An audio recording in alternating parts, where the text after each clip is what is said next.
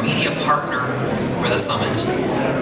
I think Federal News Radio and the Data Transparency Coalition have at least this in common, that our audience is not interested in the same sorts of things as the mainstream. We care a lot about regulatory rulemaking. We care a lot about data management. We care a lot about federal advisory committees. Those are the things, boring as they may be, that make real change for the most complicated organization in the history of the planet. I'm excited to call up to the stage Jason Miller of Federal News Radio. Thank you.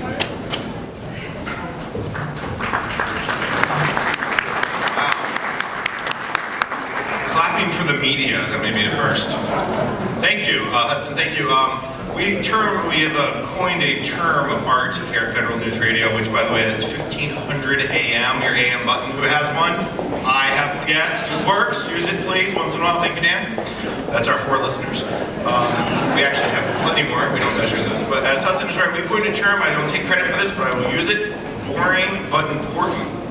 And that is our term, because that's what we do every day. It's very important what we do, though, as you heard Senator Warner say, it's not the sexiest news in the world, but it's important and it makes a difference. And thank you all for being here. Thank you for inviting me to do to introduce the keynote. And then the next panel, it's a 2 for Tuesday with me. I'm a radio guy, so everything is there's no Rocktober, no double shot Thursday, but 2 for Tuesday.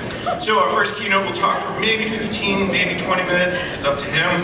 I'll get 1 or 2 questions in maybe, and then I also will look to the audience. I do have the handheld mic. I will do my best Phil Donahue impression. So if you see me trip off the stage, don't laugh too much, and then I will come to you with the microphone.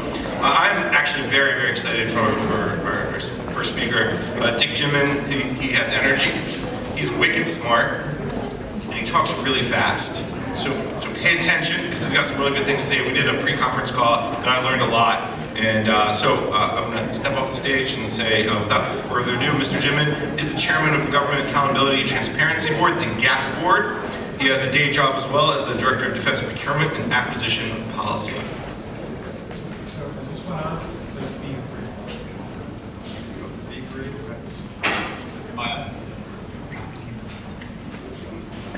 Well, someone, thank you for the opportunity.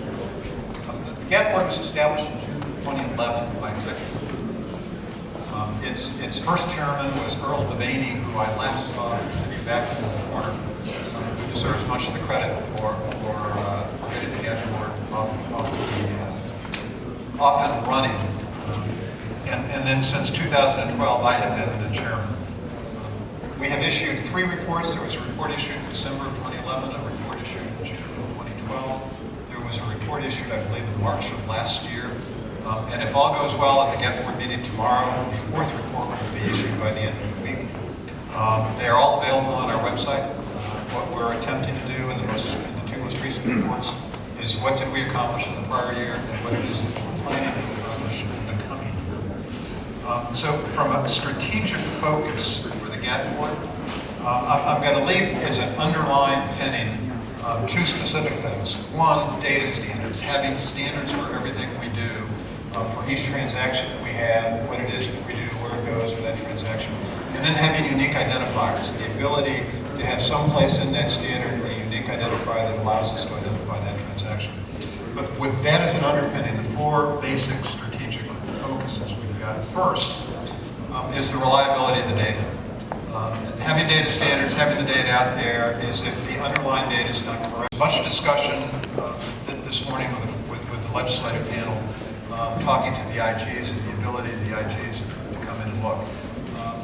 What's really important to me, in addition to being able to support the IG, is I need the data to be able to do a better job managing.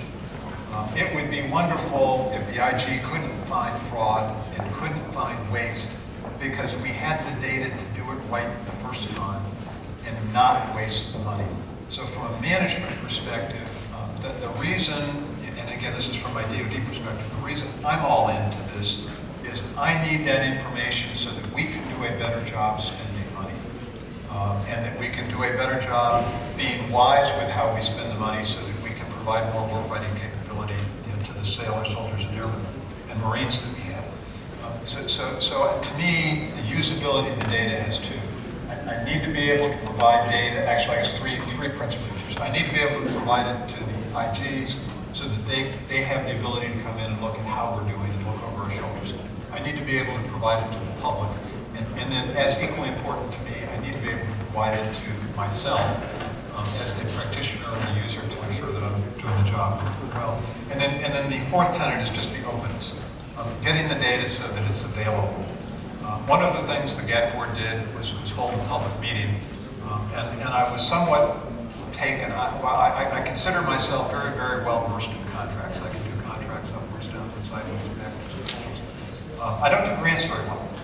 I've never really been engaged in grants, so grants has been an eye-opener for me. One of the people that spoke was from a governor's coalition. And it was the importance of actually having the data available to the governors so they could understand where the cash was going to, who was getting it, what it was being used for.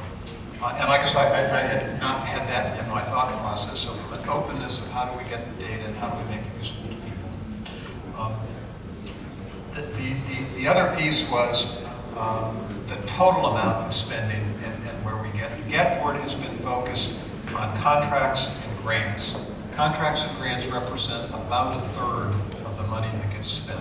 Another 25%, but 10% I believe is salaries, 25% is in disability and pension, and then another something like 28% by and large is, I believe it's other direct spending, and I think it's basically in the HHS world, medical type of payments.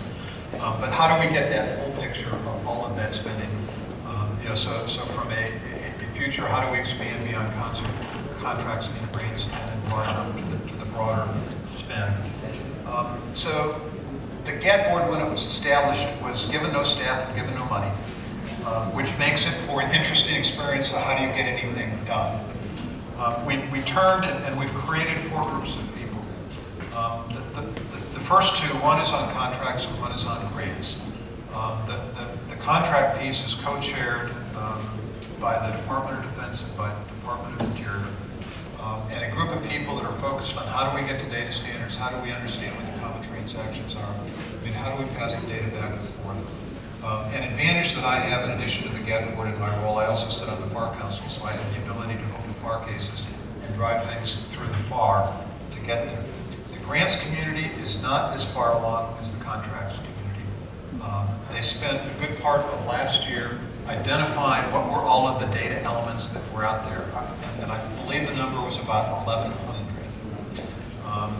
That group thinks that the number is probably really 600 or 700, which says we have an incredible amount of duplication and we need to break that down into lower levels and get so that we get the data standards that are unique and then get agreement across it. So the current focus on the grants group, one is getting who controls it and how is it controlled, what's the governance board for those data standards and how do we get there.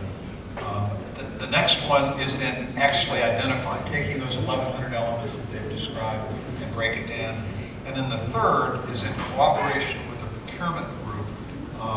We've used the phrase data collisions, and I'll give you 2 examples.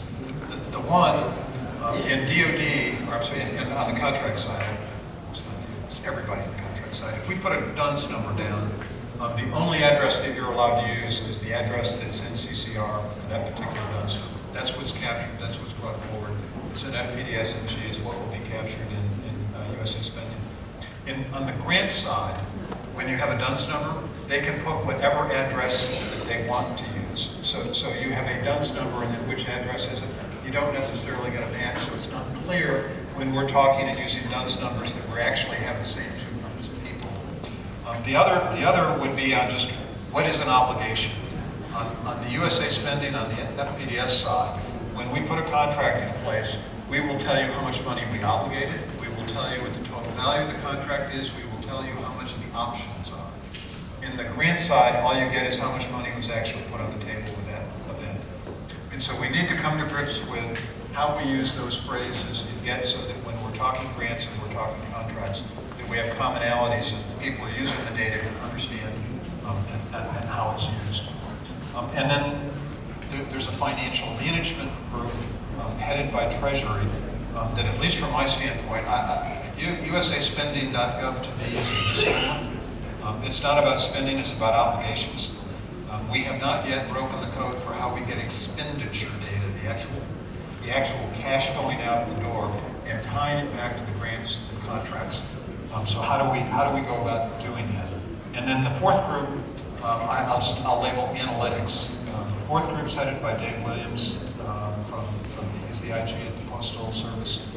And again, how do we take the data we've got? The ROC under the red board created and I forgot what ROC stands for. Recovery Operations Center. Thank you. An incredible ability to go in and find how do we use the data we have to go find fraud. So how do we start to develop, what are those analytic tools, how do we go through and doing it? But since the GAT board doesn't have the staff and the money to go do it, we have co-opted with groups of people. And I think broadly, they are all in. I guess I ought to say, gee whiz, the Data Act was passed, because not only did I hear that this morning, but I think I have 10 emails telling me the Data Act is passed. I just don't think there's any daylight between what the GAT board's trying to do, what these four groups are trying to do, and the thought process that's behind the Data Act. With that, I'll stop.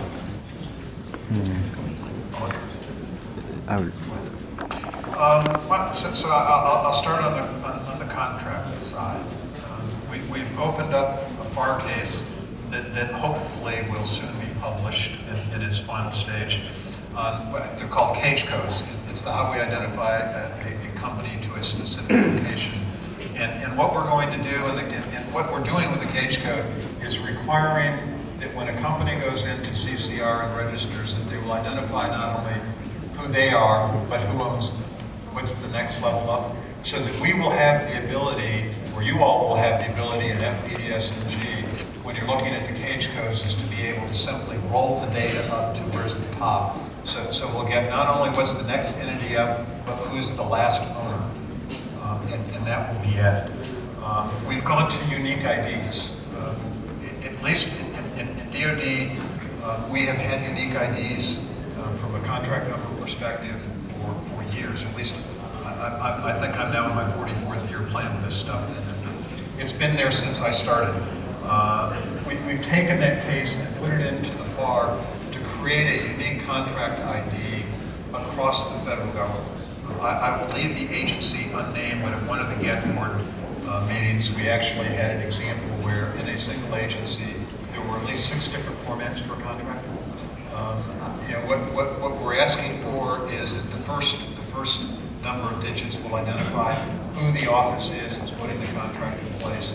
The next 2 will tell you the year at which it was done. The next one will tell you the type of contract it is. And then there'll be a serial number. And I think it'll be 8 digits as opposed to what DoD does before. But I think it'll go to 8 because the other agencies needed more flexibility and they wanted to put some sort of designators into it. We've created a requirement for line items. One of the things that GSA would like to be able to do is to be able to determine prices paid and have a prices paid portal where you can go in and figure out what you actually pay. It's not clear to me how you can do that if you write contracts that have virtually no line items in them.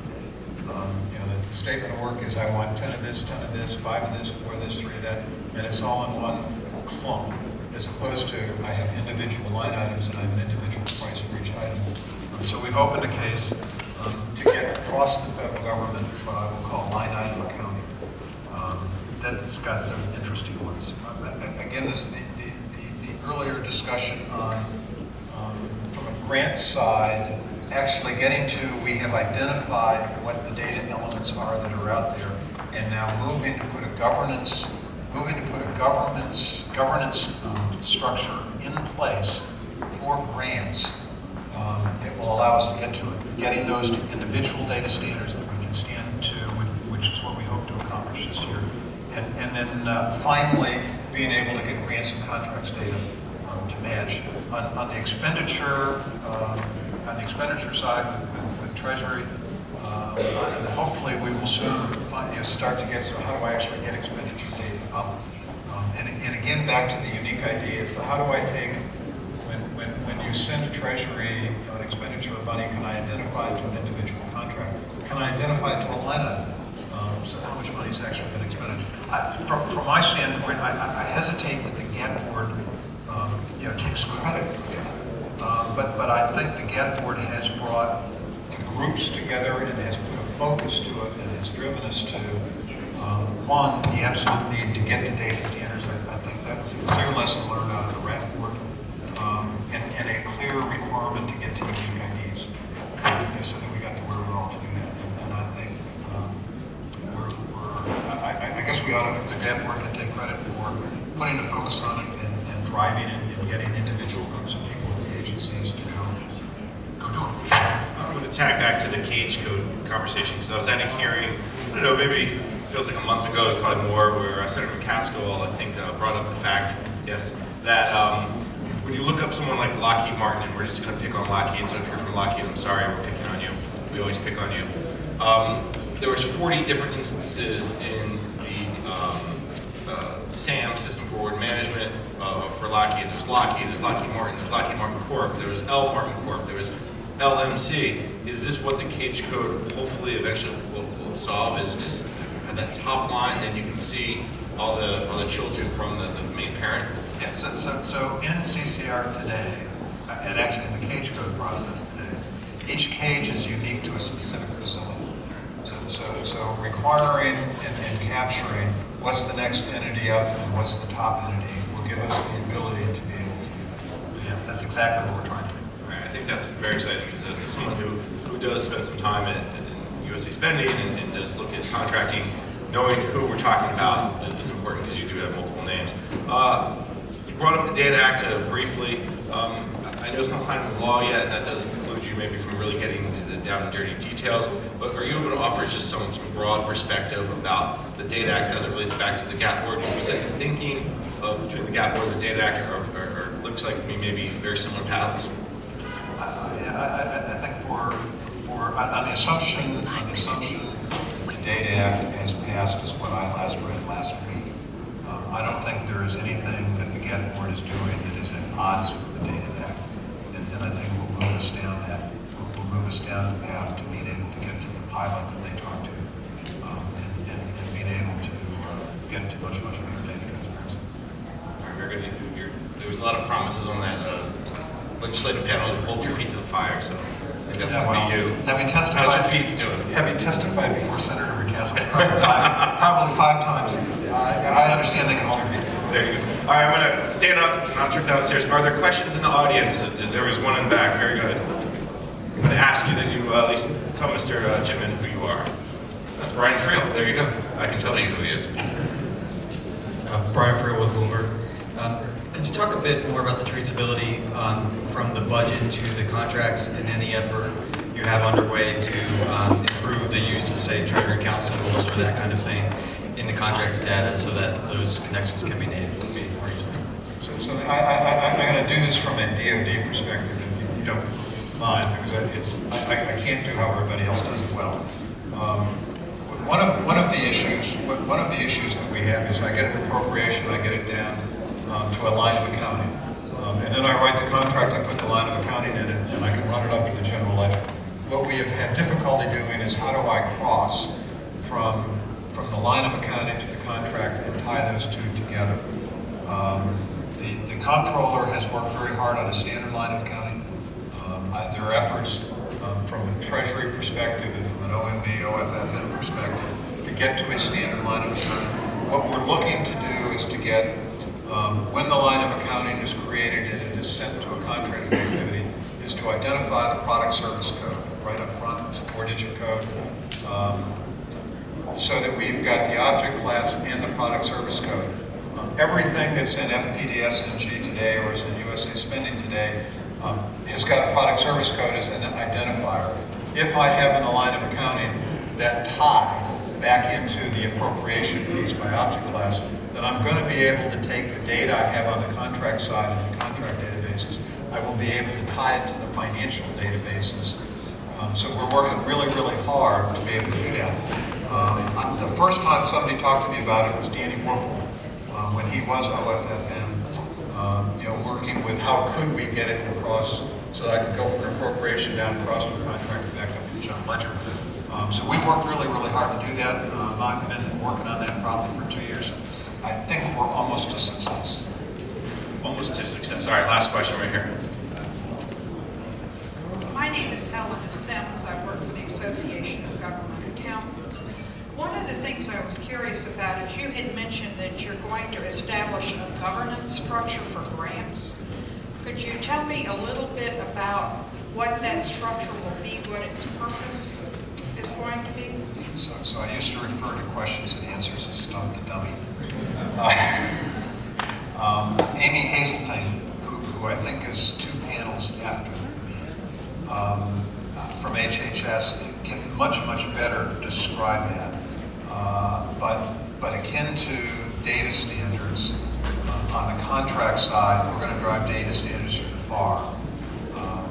So the governance, at least as I understand it, is getting the organizations that have significant spend on the grant side to come together, I would presumably through the COFAR, and agree to what those standards are. But if you don't have the agencies in agreement, so I have the FAR Council that allows me to do that on the contract side, there needs to be a similar group, and from my perspective, that's what it is that we're trying to get to as a group that would be similar to the FAR Council, presumably the COFAR, where they can come together, they can come to agreement, and then start, so that we've actually published those data standards, and then I have all of the agencies living by those data standards.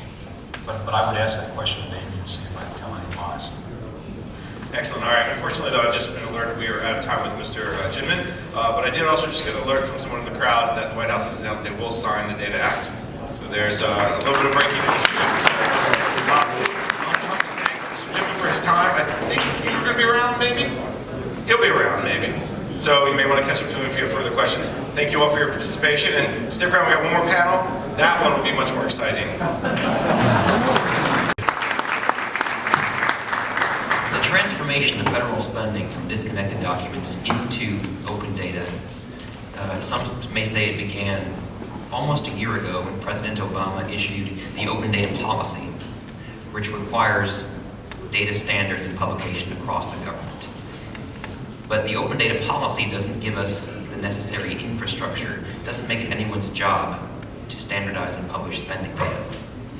Just yesterday, in the most significant open government reform since the Freedom of Information Act passed in 1966, Congress unanimously passed the Digital Accountability and Transparency Act, or DATA Act.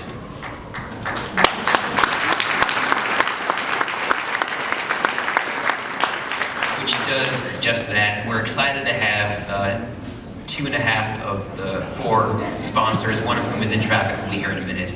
To kick off our legislative panel, I'm excited to call up the man who represents most of the technology industry in this country, Dean Garfield, the President and CEO of the Information Technology Industry Council. Dean. Thanks, Hudson. Good morning. You guys haven't been to a black church? Good morning. All right. On behalf of 58 of the most dynamic, innovative, and iconic companies in the world, we're pleased to be here this morning with the Data Transparency Coalition. I know my role is really simply to pass the mic to the legislative pioneers for the Data Act. But before I do, I want to say 3 things. One is to thank the Data Transparency Coalition for their hard work in turning a bill into a law, or near a law, as well for their foresight in holding this event today, the day after the bill made its way through the House. The second is the benefits from the Data Act will not be theoretical, they'll be tangible. We've seen that work through what's happened with the Economic Recovery Advisory Board and the IG saving almost $100 million in waste, fraud, and abuse from going down this path. Hudson made the point about Intuit. There's several other companies that will benefit from that. iTriage is a company that a year ago did not exist, but today is using data to help people find doctors in their communities. Already, in a year, they are now employing 90 new people who weren't working with them before. The third point before I turn to our panel is simply the point that Hudson made, which is this is in many respects the beginning or the middle of the work, and there's a lot that has to be done, and that's why it's so exciting to have all of you here. It's also exciting to have the legislative pioneers for the Data Act with us this morning as well. There are three men who, as it turns out, have incredibly impressive bios. You can read them online. I'm not going to read through all of them because it would take us to 9:30. The thing that I'll say is that they have a fair number of things in common beyond the Data Act. In fact, they were all business owners, and through working with their businesses, saw the benefit of hard work, leadership, as well as transparency. They brought those values to Congress with them, and certainly we will all benefit, and their constituents will benefit from the work that they've done around the Data Act and more broadly, but the country will benefit as well. And so with that, I present Chairman Darrell Issa, who when this process started with the Data Act, he shared as the ranking member. It often takes a lot of time, but it's good to see the payoff. And as well, Senator Rob Portman, and in a minute we'll be joined by the other half that Hudson mentioned, which is Senator Warner, who will be here shortly. I'll start with a rather simple question, which is, and we can switch with the mic, or you can use the mic that's next to you, which is simply your aspiration for the Data Act. And we'll start with Chairman Issa. Well, I'm going to almost ask my aspirations, Senator Portman. My aspiration is that somebody who's been inside the Office of Management and Budget, who knows what the inherent latency in the implementation is all about, can be part of our champion to get the implementation on schedule, keep it on schedule.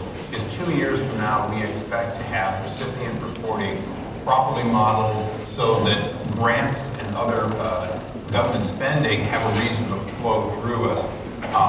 Because if people simply say this pilot needs to be extended, then we will be gone and someone else will be trying to champion something that is so simple. You know, they always say, you know, if it was easy, everyone would do it. Well, in the private sector, it must be easy because everyone who's making a profit is doing it. I used to be a vendor to Circuit City and to Walmart. And the champion is here. We've been joined by Senator Warner, in case it weren't luckily obvious. And I love Circuit City. But they used to, if you wanted to find out how your product was selling, you would go see the buyer, and he would have a printout, and he would, in violation of the rules, he would show you how your per store sales were as you sat there, hoping to try to figure out where you were working and not working. With Walmart, you log in every single store, you can see every single unit, how many are there and how many are selling. And when you see that there's 6 on hand and none are selling in the store, well, everything else is sold out, you know they're not on the shelves. And your people can go in and make those changes. That's part of our dream, is just to catch up a little bit with what the private sector has eventually made to look easy after 30 years of refining what the government hasn't done. And that's what I'm counting on my partners here, the chairman, in order to work diligently with the administration and quite frankly, Rob, to know where the bodies will be buried so that they don't stay buried there. Senator Portman, your aspirations for the Data Act? And then Senator Warner, just forewarning, I'm going to ask you the exact same question. Thank you, Dean. And first of all, thanks everybody for being here this morning. This is exciting. I told Hudson that I was particularly impressed by the timing, kind of perfectly. And I have no idea how the legislative process works. It's a mystery to me still after 20-some years now. He knew that the legislation would be passed by the House yesterday and signed into law by the President this week. So perfect. If not me. God forbid. It's taken us 3 years to get here, and a lot of people in the room will help to make that possible. And Hudson and his team are part of it. Don, outside groups, work that Dean and his group have done. So many of you. Mark Warner's here. He's been the Democrat lead on this and really pushed this hard in the committee process and getting it to the floor. And that's not easy in the United States Senate. You know, we don't do much that's bipartisan. And so this is a rare and welcome exception. And Chairman Issa is right. Implementation is sometimes difficult with our government, and he has certainly seen that from his perch as chairman of the Oversight Committee. But I've seen it at OMB because we were asked to implement the predecessor, and many of you were involved in that. affectionately known as FATA. You got to come up with a better acronym like data this time.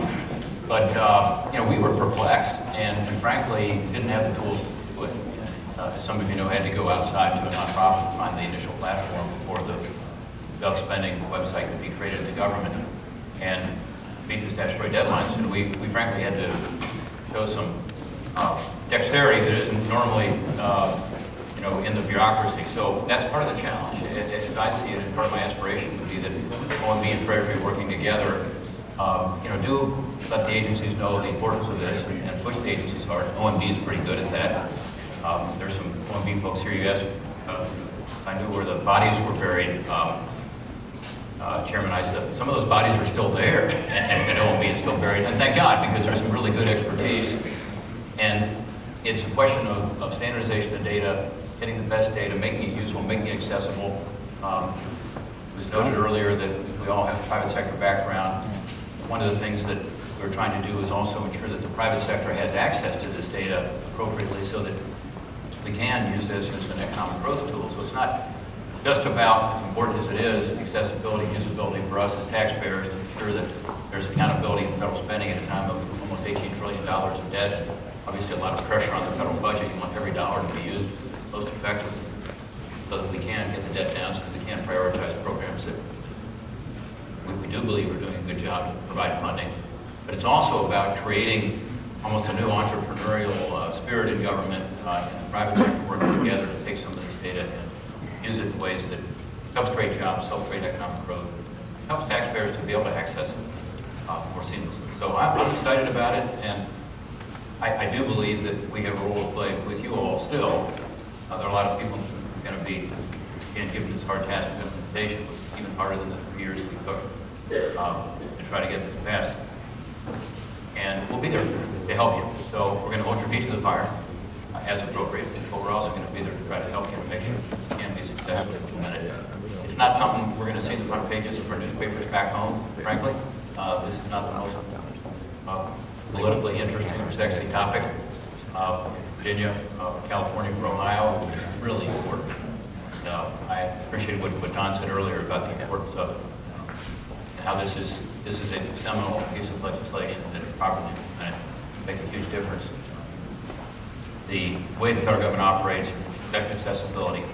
A moment ago, the Sunlight Foundation, John's here somewhere, said that what this is really about, I'm going to paraphrase him here and probably misquote him, but he said it's about accountability and transparency that is equal to the power, I'll add immense power, of the federal government. That's a pretty interesting way to put it. That's sort of our mission here, so Godspeed in your work. Senator Warner. First of all, thanks for having me. Secondly, there are many things I love to claim from my tenure as governor, but solving Northern Virginia traffic on rainy mornings is not one of them. So, for 40 minutes in, Old Town should not be the case. But one, I want to give appropriate credit to Daryl and Rob for really doing this, being kind of on this issue for years. I remember when I first got here, Chairman Conrad and the Budget Committee created, I think they thought I might be a little bit of a challenging new senator, so they said, let's give Warner government performance. He'll get lost in that and never be able to do anything, stay away from things like debt and deficit. And some of that early action, we all worked together on another one of these little bills that no one's never heard of except for this group, TIPRA, that focused on the management side, but also for the first time ever required agencies to identify not only their best performing programs, but their least performing programs.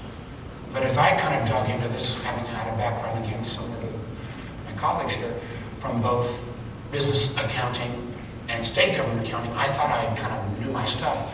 The world of federal government accounting was a whole new beast. And the lack of kind of coherent financial systems, what is it, 220 financial systems alone in the Department of Defense, really makes the task of following the money so terribly important and virtually impossible. So we don't think the Data Act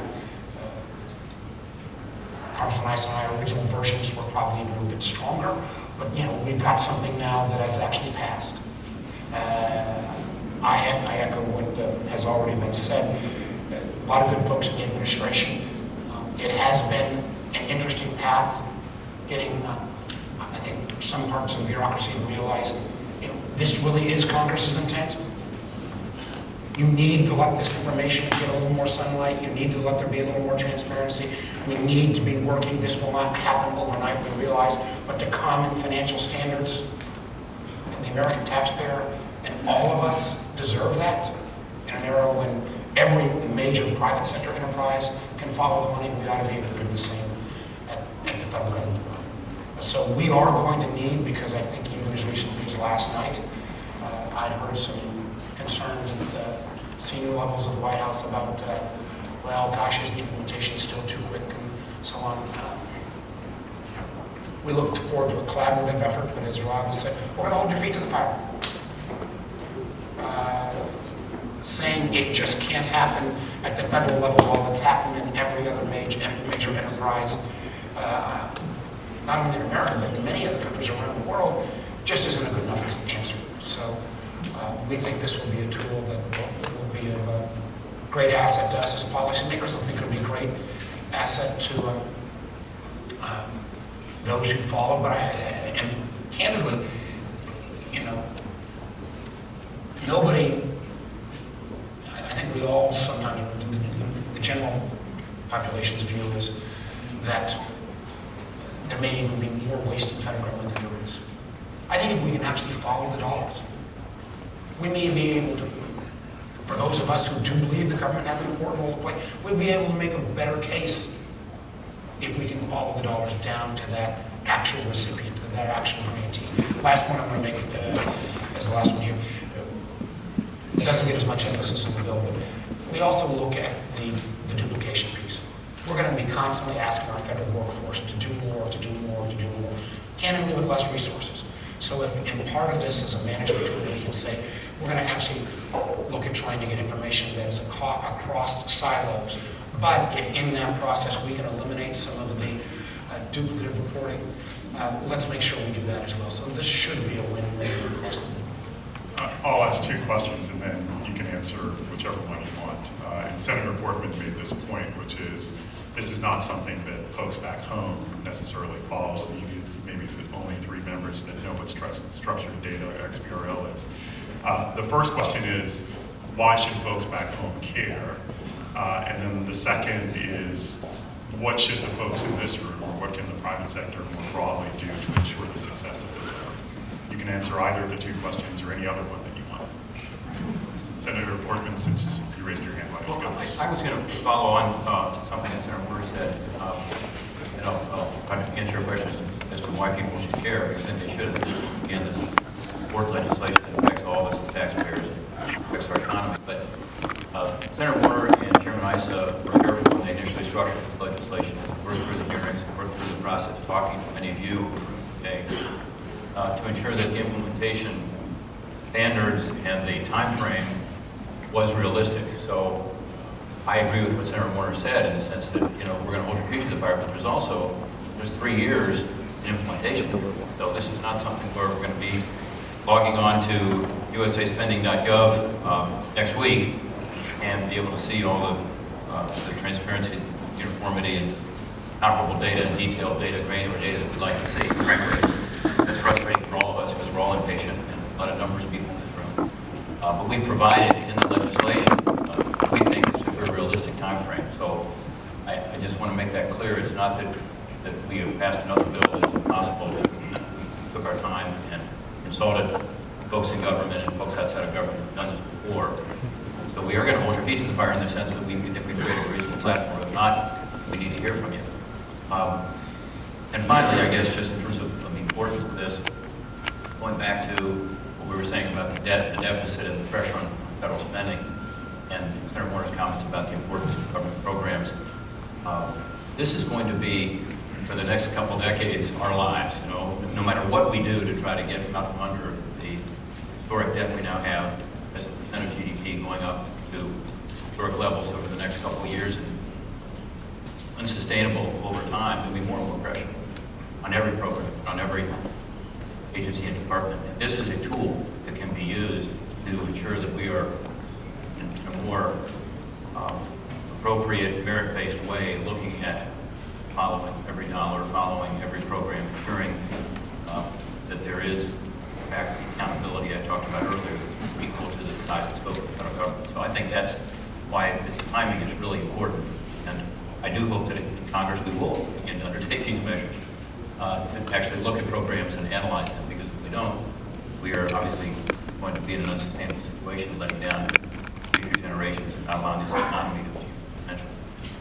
All right, just to forewarn the audience, our legislative leaders can only be here for another 10, 15 minutes or so. So after they are done responding, I'm going to come to the audience for questions, for 2 questions.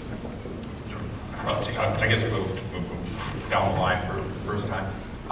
Look, first of all, I'm hoping the Cleveland Plain Dealer does do something on this, because otherwise my family won't see what I've been a part of.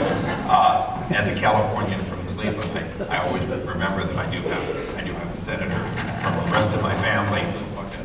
Still a Buckeye. Still waiting for the Indians to do better. And the Browns to do anything. The fact is, the reason they should care is twofold. You listen to people who are always trying to figure out how to balance the budget. And we went through the budget process with Ryan and Senator Murray, and they struggled to save us $20-some billion over a decade. It ain't easy to cut out programs people want.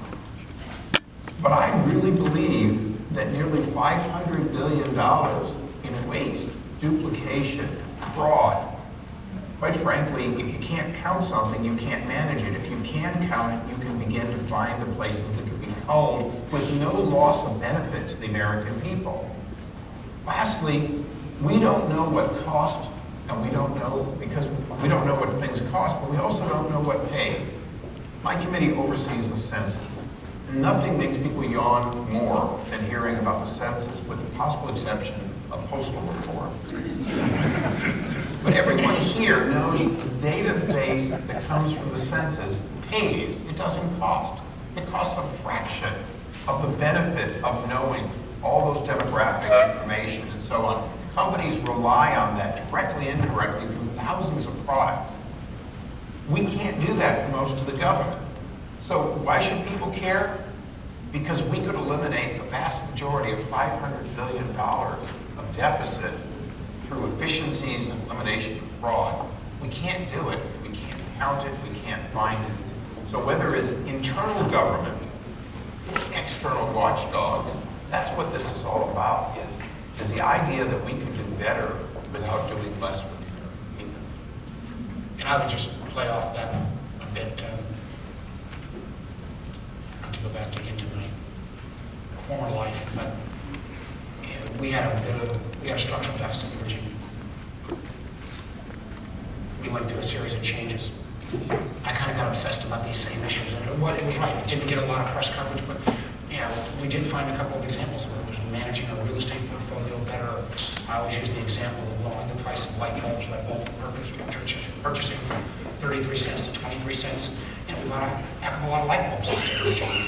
But we started with some good data. We may not ever make this a traditional talking point item in popular press, but if we can get a couple of wins here, if we can help show the American public that we're going to be better stewards of their tax dollars, that we can actually find in some of these areas programs that could be eliminated, 1 or 2 eliminations goes a long way for those who, like myself, who believe in certain areas like education and infrastructure and R&D, we need more, not less. But if we can show that we've actually made some progress towards leveraging our dollars better, or actually eliminating a few programs, we can then, I think, those of us who want to make the case that there need more investment, are kind of a stronger suit. So I think this, folks like us, and with your help, we may not need 1,000 wins, but we need a few wins that will come out of this, but I think could actually help us shape the whole policy.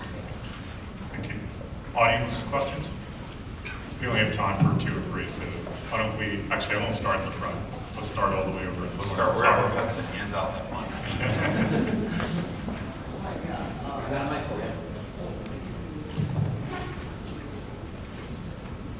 My name is Eric Bernstein. I'm from the Urban Institute.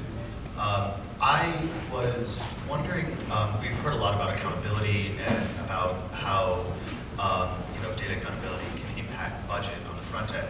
On the end of actually providing services, I'm wondering if you could speak to if there's any kind of discussion around how better data accountability can provide for the actual implementation of government services. Yeah, I'll give you a low-hanging fruit. Program evaluation. I'll give you a low-hanging fruit. Whether it's a grant or procurement, we often in government say, well, we have social goods we want to do. We want to make sure that impacted areas get employment, or we want to make sure that minorities get opportunities. Today, without recipient reporting and good throughput of data, we generally get a report from the first-line vendor or from the grant. I've hired so many people, I did something in a certain area. With a robust reporting system in a standard format that's easy to use, you can find out that the sub vendor lives in an impacted area and is truly minority owned. You can't find that out today. We did a hearing that a few people noticed where a fellow, using the fact that he was hurt in the prep school 27 years earlier, sets up right here in Washington, D.C., basically a fake corporation, gets $500 million in contract from the IRS to essentially let the IBM deliver a product that is already being delivered, but it now has his company's name on it, and he has a bunch of rich kids on the football team, because it's Catholic University, it's not a cheap school, who are sitting around computers looking for future contracts. Well, in fact, no minority or disadvantaged people in that impacted area ever got a job. So if we're looking to do the work we've agreed to do of making these outreaches using federal dollars, we've got to be able to account for them accurately. And that's a goal that I think the Data Act will help us achieve. And I think when you get down, this is again a place where someone like from the Urban Institute or others, if there is robust common shared data, you may be able to help us come up with better program evaluation than we. A little shocking news, not all wisdom resides on Capitol Hill. And shocking. Well, certainly not the members. With the exception. Three, exactly. So the Urban Institute does a lot of work on looking at some of these federal programs, seeing if they work or not. One that I'm focusing on right now is job training. And DO does a study and says 47 programs spread over 9 departments and agencies, probably only 5 or 6 of them do need performance measures, outcome analysis. Hard to say where that $15 to $18 billion a year of your tax dollars are going, our tax dollars.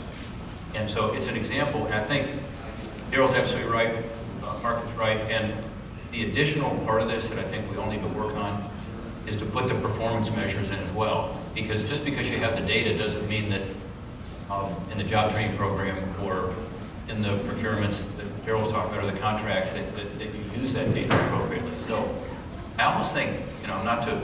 I was late, but I would argue that, GIPRA's kind of the first step.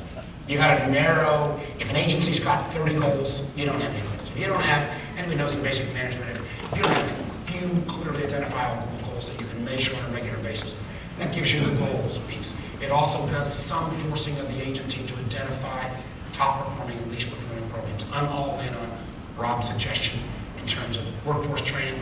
It ought to be one of our first areas that we do massive consolidation. Now we've got the database, but we do have to have, like what Rob said, the performance metrics as well. But you guys can help us with that if we've got at least clean data. One last question. Jim Snyder from iSolid. My question concerns the scope of disclosure exemptions. So certain types of exemptions. You want to talk into the mic? Yeah, are relatively straightforward. For example, defense, homeland security. We're not going to be getting into line item disclosure information of those type of line items. But others are more just purely politically sensitive, and there's tremendous pressure downstream to make them not subject to disclosure. For example, government employee compensation disclosure. For example, in many states, you have a checkbook level disclosure for line items with the exemption for government employee disclosure. That's important information, and there's going to be a lot of pressure to cut back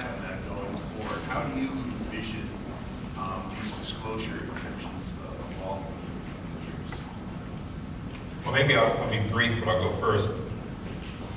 Before this, we had a little round table in the other room, and I made sure that I included the fact that Son of Data is in fact IG reform. Yes, data has exemptions for what you're going to necessarily see publicly, but it should have no exemption for the 12,000 men and women, the 74 IGs, who need interoperable data, need to be able to drill down and find out where the waste, fraud, and abuse is. They should, in a very short period of time, start having major improvements in access, which gives them the ability on our behalf to do a lot of this research. And obviously, the GAO, we would like them to have substantially similar access from Ledge Branch. As we do that, we also roll out these standards for protection so that we can make more available with recognizing the sensitivity, not just in DoD, but around government. So my view is, where there's no excuse for that sensitivity you discussed, which is with the inspectors general, executive branch people design, and other law enforcement designed to do that, we give them early access and we work out the details. We don't allow people to simply defer the building of accountability based on sensitivity. So that's my best answer to how we move the ball so that eventually you get a lot more than you're going to get initially. I would just add that it's a balance, and you mentioned, or at least alluded to classified information on the national security side, homeland security side. We obviously want to account for that, and then to work through this, we're going to, our bias is going to be more open data, more information, more transparency. But in the legislation, we try to ensure that we had the right balance, and maybe you think it's not the right balance, if so, we're going to hear from you. But this is what's important to have. The data on personnel, Senator Warner talked about the importance of management and government. So that data, to my knowledge, is, I'm not sure about the pay data, that level of granularity, but the idea is to provide transparency into federal personnel management issues. Is there any question that I wasn't smart enough to ask, or any final comment you want to make before we take off? Senator Warner, do you want to start? I just say, one, for so many of you who've been engaged in these issues much longer than I. One, thanks for the help. Thanks for helping me get up to speed. And while we want to hold the administration's feet to the fire, you need to hold our feet to the fire to make sure we get this implemented the right way. And if you've got kind of next generation of ideas, we've talked about performance, and Rob and I worked on a series of items in terms of cost-benefit analysis, for example, and reg reform. We're open for business. Thank you, Dean. Thanks, everybody here. We look forward to working with you on implementing this and continuing to use it as a platform for other good reforms of government. And as a manufacturer, former manufacturer, I'm going to close with a light bulb story for my partner here. When you go from a 33-cent light bulb to a 20-cent light bulb, that's the easy and historic way that we save money. But it may be that the $4 light bulb that uses LED technology, if it's placed in constant use areas where it's going to be on 24/7, when you get done with the cost accounting of how many times you change light bulbs that burn out every year, what the consumption is, what the liability and human cost is to getting up on a ladder, you may discover that the $5 light bulb saves you $100 over a year or two period. Thousands of Classic dollars. liberal here. You just went from $4 to So the fact is, what you don't count, you can't analyze in and out of government. And if we're only talking about the 33 to 23 cent light bulb, which is the historic and right way to do it, then the LED supplier, who's gone to $3 now and $2.50 by the end of next year, when they do their analysis of 50,000 hours mean time between failure, they can't even make the presentation unless somebody is envisioning that. So when I say that we can eliminate $50 billion and then $500 billion from our government in waste, some of it has to be that kind of analysis that we can't even do today. So yes, I think we do have an expectation of so much more. Much of it is going to be based on companies represented here today, either through Sunlight or, quite frankly, through innovative opportunities to come to the government with solutions that may not save money in the initial purchase, but save a fortune over time. And so I'm taking advantage of my good friend and the fellow that got this thing over the finish line to say, you can help us do better because of this act. Thank you.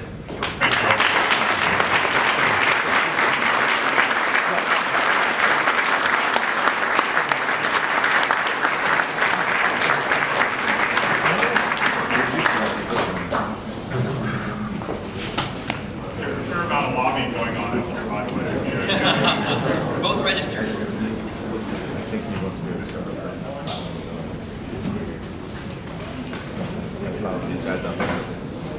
Ladies and gentlemen, we're going to be starting the keynote with Dick Gitman, who's the head of defense procurement, but has donned a different hat, chair of President Obama's Government Accountability and Transparency Board. It's on your agenda for 10. Because we've had to finish the legislative panel early, we're going to start that early at 9:55. So the restroom is at the end of the room over here. At 9:55, we'll reconvene for the keynote address. Thank you. Acronyms in government. When you deal with acronyms every day, who does not like to say FAFATA on the radio? I love it, FAFATA, right? Come on, let it roll off your tongue. This is just an example of what FAFATA requires. Contractors and grant recipients must capture and report sub-award and executive compensation data regarding their first-tier sub-awards to meet the FAFATA reporting requirements. Contractors and grant recipients must file a report within a specified time frame after making a sub-award greater than $25,000, and they're responsible for ensuring information reported to this database is complete and accurate. That's a lot of pressure on the industry. You know it, you do it every day. This is something that's probably not news. And the reporting in itself isn't easy. I'll give you one example from grants. And if you don't know this, the government spends now more on grants than they do on contracts. I think it's something, last count was something like in $600 billion a year or something to that effect. I think procurement's come down to less than $500 billion. September 2013 GAO report says OMB actually has asked HHS to analyze the existing level of standardization among grant-making agencies and assess the feasibility and costs of increasing data standards. I think that's what you heard Mr. Gitman kind of talk about, what the GAP board is doing. This analysis examined more than 1,110 individual data elements from more than 17 different data sources, and it found there was widespread variation in terminology, associated definitions that impacted how spending was captured, tracked, and reported. And the fact is there's a huge cost on both sides, whether it's government or industry, about this lack of standardization, and then there'll be a cost to move toward standardization. In the end, I think one of the big lessons GAO pointed out from the experience with the Recovery Board is the role industry played in the development of standards and other processes. So during the development of reporting under the Recovery Act, industry played a very key role, and that's actually one of the recommendations GAO made, was to get the stakeholder input, which is, I think, one of the reasons why we're all here today, but one of the reasons why going forward, people like Hudson and his group, and whether it's AGA or Center for Effective Government or whomever, will play a role in discussing, telling, cajoling the different government entities how to move forward with data standards. So, with that context in place, let me move to the panel. Again, everyone will get about 3 to 5 minutes, and then we'll jump right into questions from you guys. I am a reporter, as you maybe know. I can ask questions all day, but this is about you. So please participate. I'll start with Trey. Thank you. Good morning, everyone. Thanks to Hudson and the Data Transparency Coalition, both for having me here this morning and for all the work that they've done on this legislation, and in particular for working with us as this proposal evolved to answer the questions we had and to address the issues that we had raised to make the product, the final product, a better outcome, and we appreciate that. The things that I want to touch on, that what it will mean for industry, a couple of things quickly. Number one, it's going to create transparency. Transparency that we don't have today, of course. And that improved transparency will make the government contracting space and the public sector space a better place to try and do business. You will understand the government and the customer's needs and can take a harder look at and a deeper dive with the data they produce. A very important component is the standardization of the data. Companies that I work with in the tech sector, and this is true across the entire government vendor community, frequently encounter multiple varying, inconsistent, unharmonized requirements for reporting sometimes the same data. Just produce it for me in a different format, produce it for me in a different structure. Moving towards standardization will help cut bottom line costs, both for companies and the government, as we do that. The reduction of recipient reporting requirements is also an important element because frequently we find on the contractor side that the government is asking us to provide back the data they shared with us in the first place. So we hope that what we will get out of the Data Transparency Act and the standardization and the move toward greater transparency is that the government will begin to effectively both link up the systems they have for the creation of award and contract data, but also capture the data at the point of award, at the point of contract, at the time that the competitions are going on, so that the data is captured and retained and available earlier for the government to continue its analysis of what it's doing. That reduces the burden on the contracting community to have to provide back in multiple places and perhaps various forms the same data, and in the end, that should mean a better stabilization of the prices that companies have to charge to the government customer. You reduce the cost drivers. Lastly, we're going to improve the data quality, and that is important for all of us. I appreciate as a taxpayer the comments the senators were making, that the better we can understand what we're doing with taxpayer dollars, the more visibility we have, that improves the total government operation across the board for all of us. A few cautionary points I wanted to raise are things that we need to keep in mind as we move forward with the implementation and as we pursue additional things. Number one, I wanted to touch on a comment that was made about how this will facilitate the IGs to look for more waste, fraud, and abuse.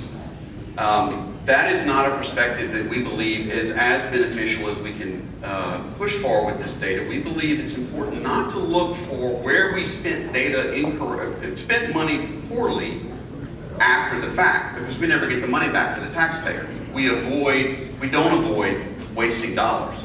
We need to use activities like the IG and other functions that this data will facilitate to help better manage the process before we run afoul, before we waste the taxpayer dollars. So we would suggest that the focus ought to be around using the data to make better decisions while we're making the decisions, not using the data to come behind and try and determine where money may have been wasted or otherwise. Fraud, of course, is important to find, but that's an important focus that we need to have as we move forward with the data. We shouldn't pursue transparency for the sake of just for transparency. We need to understand what we're exposing. We need to understand, are we getting into confidential proprietary information for the companies? Are we perhaps sharing information on a globally based, internet basis for our adversaries? We don't necessarily want to get out there. And the pilot in the legislation is going to go a long way toward trying to understand that and make sure we put the proper protections around the data that need to exist.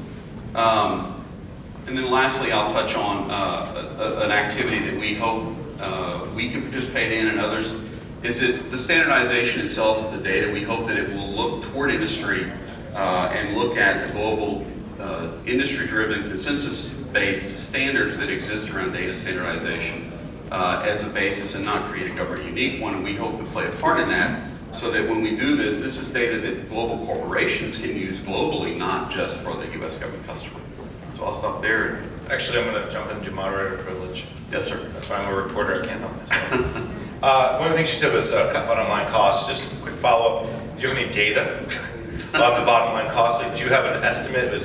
Is the data, lack of data standardization, the burdens of data reporting, is that costing each procurement 5% more, 3% more? Is there any way to quantify it? I have some aggregate information that I can share based on, many of you from government are probably well aware that when you comply with the FAR, there's over 100 different data collections specifically associated with FAR compliance. And those are a wide variety of requirements. What we did is look at the government's estimates of how much that compliance costs. Now let me qualify that by saying we believe the government got that really wrong. It's woefully inadequate, it's very low. But that government estimate, using the government numbers, is somewhere between $3 to $5 billion annually for contracting community and government expense to collect that information under the FAR. That's one piece of the regulatory compliance and the costs associated with it. Again, that's the government's estimate. We think the estimates are poor. We believe that things like this data can help us ask better questions and get better answers. For example, some of this stuff is rooted in statute, but do we even know, is the data collected electronically today when 20 years ago when the statute was proposed and passed? Has anybody even looked to see if the data is available in a better form? Has anybody discerned what is the data being used for? Are we improving the process by the fact that we're creating the data, or are we just collecting numbers for the sake of collecting numbers? Some of those questions can be better asked and hopefully better answered through the disclosure that will come from the Data Transparency Act. All right, very good. Dan Chung. Thank you, Jason. And thank you to the Data Transparency Coalition, to Hudson for putting together a terrific event. And thank you to everybody in the room. Many of you have been part of this activity over the last several years and have played a role in the passage of the statute. And as we just heard, the likely signing in the next several days. And then, of course, the hard work on implementation going forward. A word on the American Council of Technology and the Industry Advisory Council, which, as Jason mentioned, I'm the Executive Vice Chair of. This is a government industry collaborative that is dedicated to improving government missions and activities through better use of information and information technology. And it's got a government side, which is ACT, and an industry side, which is IAC. And I'm the Executive Vice Chair of the industry group and will be the chair starting July 1. And we've been talking with Hudson and with the coalition about how we can continue to collaborate with other groups here and continue to sort of focus on implementation as the Act goes forward. I also think it's important for all of us to remember that this is a step function forward. It is also part of a continuum. We heard about FFATA. Think back, Hudson mentioned the Freedom of Information Act. There have been statutes that have brought us to this point, including the CFO Act, Mayor-Cohen, the Government Act, and the Recovery Act. And all of them and various administration initiatives that coincided with these statutes have helped us to understand and create a frame that hopefully will make the success of the implementation of this statute over the next several years follow from what we've learned in implementing those other very important management statutes. So it's important. We've got a good track record on understanding management statutes as a community, implementing them moving forward, and certainly we at ACT-IAC and we at industry are willing to help move that forward as well. I think there are 4 roles that industry plays that are important here with implementation. They are partner, provider, reporter, and consumer. And I think there are some similar themes to those that Trey mentioned in going through them. First is partner, and we've heard from various folks about open standards and the fact that as industry, we very much value the benefits that open standards can play, and the Data Act certainly places that as a foremost element of the implementation over the next several years. Open standards provide for a level playing field across different participants, provide for better results among people who are not worrying about what do things mean so they can focus on actually getting things done.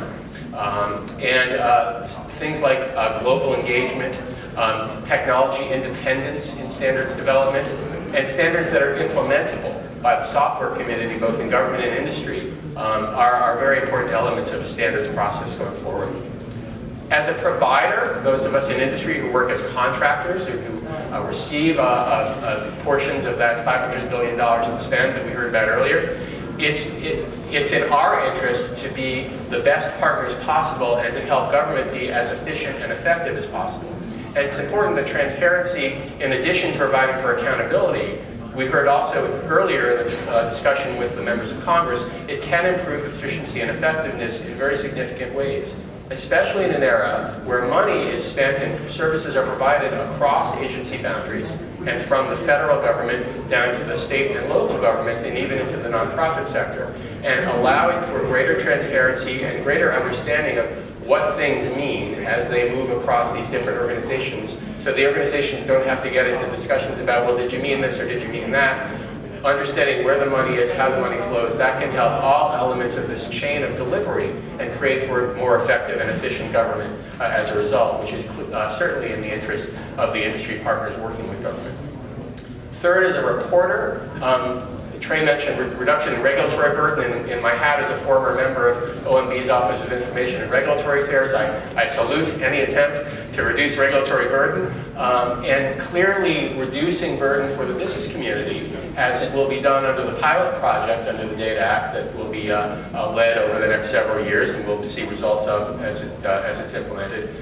In Australia, they did a similar process in terms of reducing burden. It was the standard business reporting process.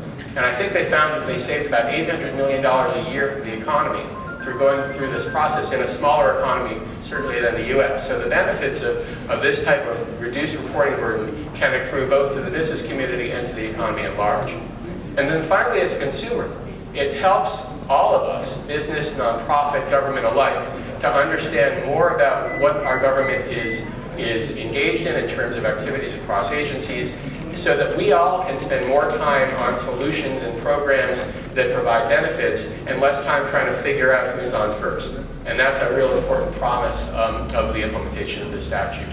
So we look forward in working and helping to develop migration strategies as the statute is being implemented, both as an association and as companies that are members of associations, and look forward to the discussion. Thank you. All right, Dammons. Again, I also would like to thank the Data Transparency Coalition and Hudson for this effort. Thank you for this opportunity to talk to people. It was interesting to me, and to Jason, just to let you know, I'm making all this up, I have no data.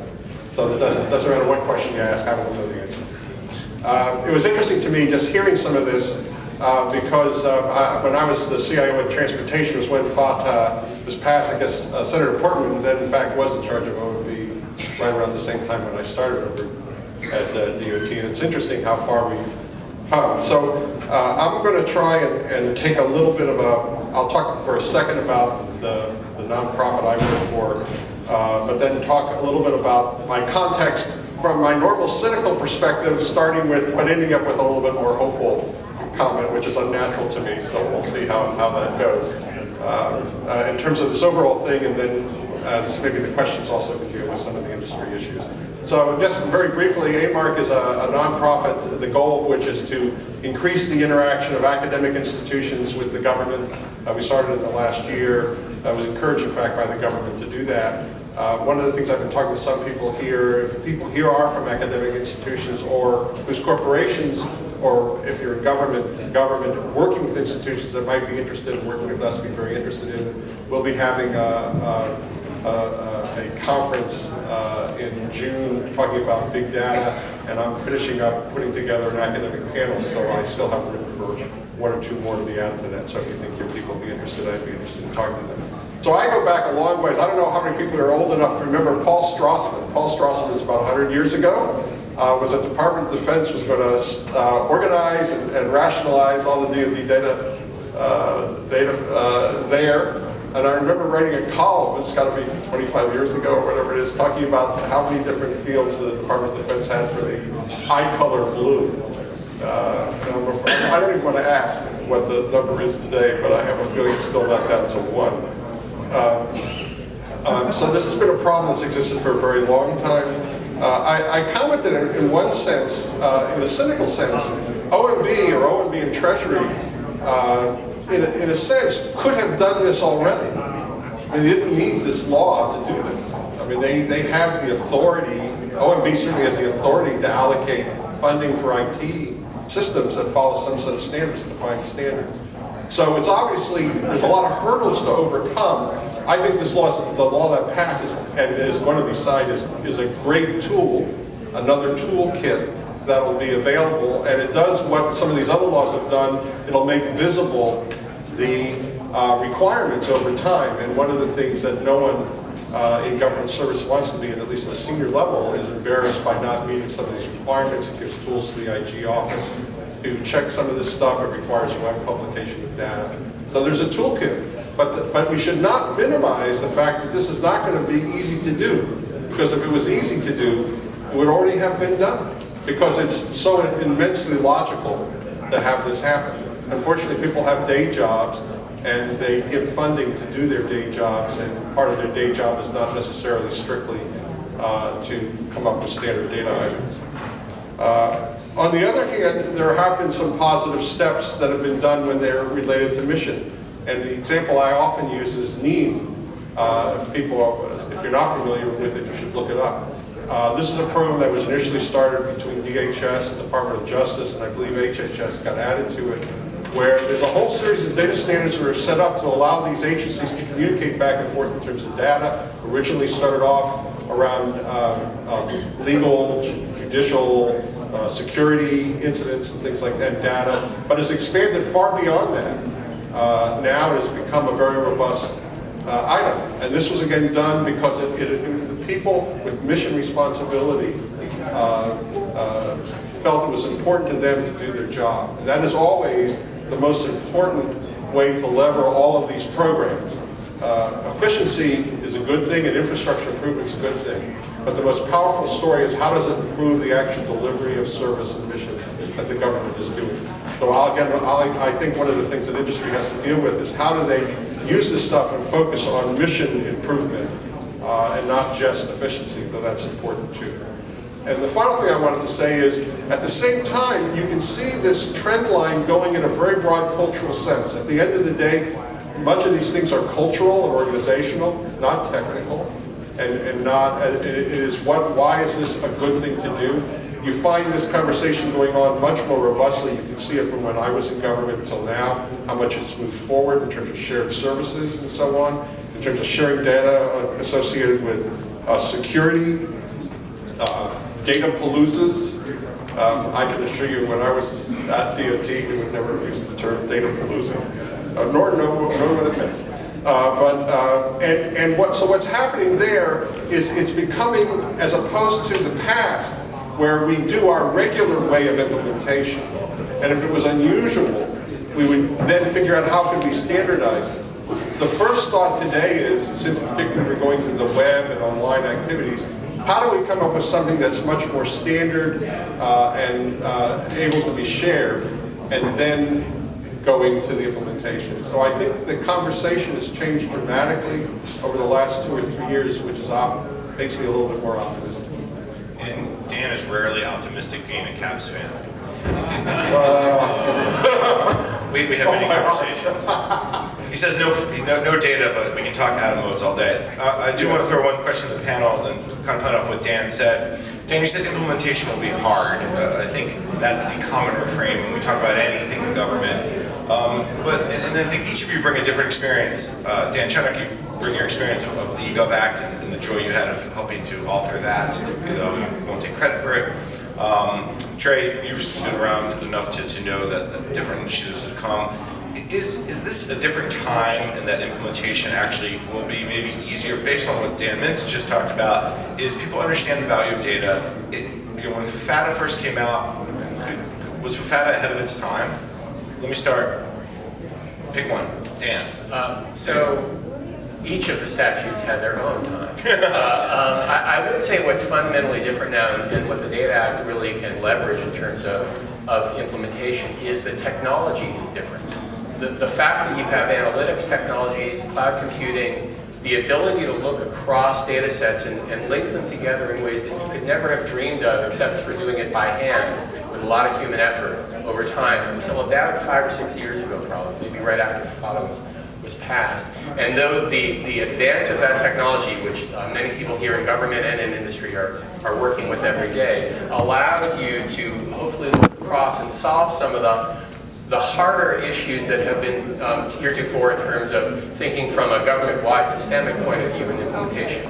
You'll still have the hard problems of funding and policy and culture to get over. Those still go with technology. But technology does make it a little bit easier, especially for a statute that relies on information and information standards for its success, to be implemented in a positive way. Yeah, so 2 things. On the positive side, I'd also say one of the differences is personnel in terms of orientation. When I was at DOT, we were one of the first 2 or 3 departments that actually created a secretarial blog, and I think the first one that actually put it in an outside source. And that was hard to do, getting people to buy into that. Now, it's for most of the staff that are now coming in that are younger, it's second nature. Everyone communicates in an online fashion, in some fashion. whether it's Instagram or Twitter or Facebook. I guess Facebook now is only for the old. But whatever social media is used, it's a very natural thing. So people are not as afraid of it because it's just natural for them to do it. But I do want to come back. I think it's still, there's a reality of budgets and appropriation and systems that are already in place. And people may or may not be willing to make the incremental investment necessary for these transitions. I think it's going to be incumbent upon everybody to, and certainly the people in the policy area, to work with OMB and the Department of the Treasury to make sure that they stay very interested in this. If they're interested in this, then other agencies will pay attention to it. If they're not very strongly interested in this, they will slide by. I mean, it's just, and it's not because they're bad people. It's just you only have so much time and money in a day, and you're judged by how you affect the mission, not necessarily how you do it in the most efficient fashion. And that's how you're made. That's a right on point. So, three elements here. I would agree completely with Dan and Dan. Leadership is always important when you're trying to implement change, and so there has to be an investment in the potential outcome here by those in a position to drive the change, whether they be an OMB or within the individual agencies. Where there are holes in that level of commitment, then we will have challenges. And this is true whether you look at the eGov Act or anything else. It all requires a level of leadership and commitment. I would also agree with Dan about technology. 4 or 5 years ago, we weren't capable of doing what we think we can do with this data today. And the expectations are different. We wouldn't have even dreamed, for example, Hudson probably would not have been motivated to form a coalition to try and drive this because the expectations were completely different and the capabilities were completely different. So those have completely evolved in a very short time frame, but I think they'll continue to rapidly evolve and take us in directions we don't even know where we're going yet. So I think those are going to change. And then I agree, the personnel, the technologies we all bring to work, the expectations we have about the technologies we can bring to bear to help our jobs better and have better outcomes. So that is an evolving mindset that is out there in the government workforce and in the contractor community and the taxpayer community at large. And so as those things have evolved, the expectations have changed, and that's going to continue to drive the evolution here. All right, questions from the audience. There's one right away. There you go. Please tell me who you are. Owen Amber, retired from the Department of Interior. I co-founded the XML Committee of Practice, the government-wide XML Committee of Practice, and I now co-chair AIM's Strategy Markup Language Committee.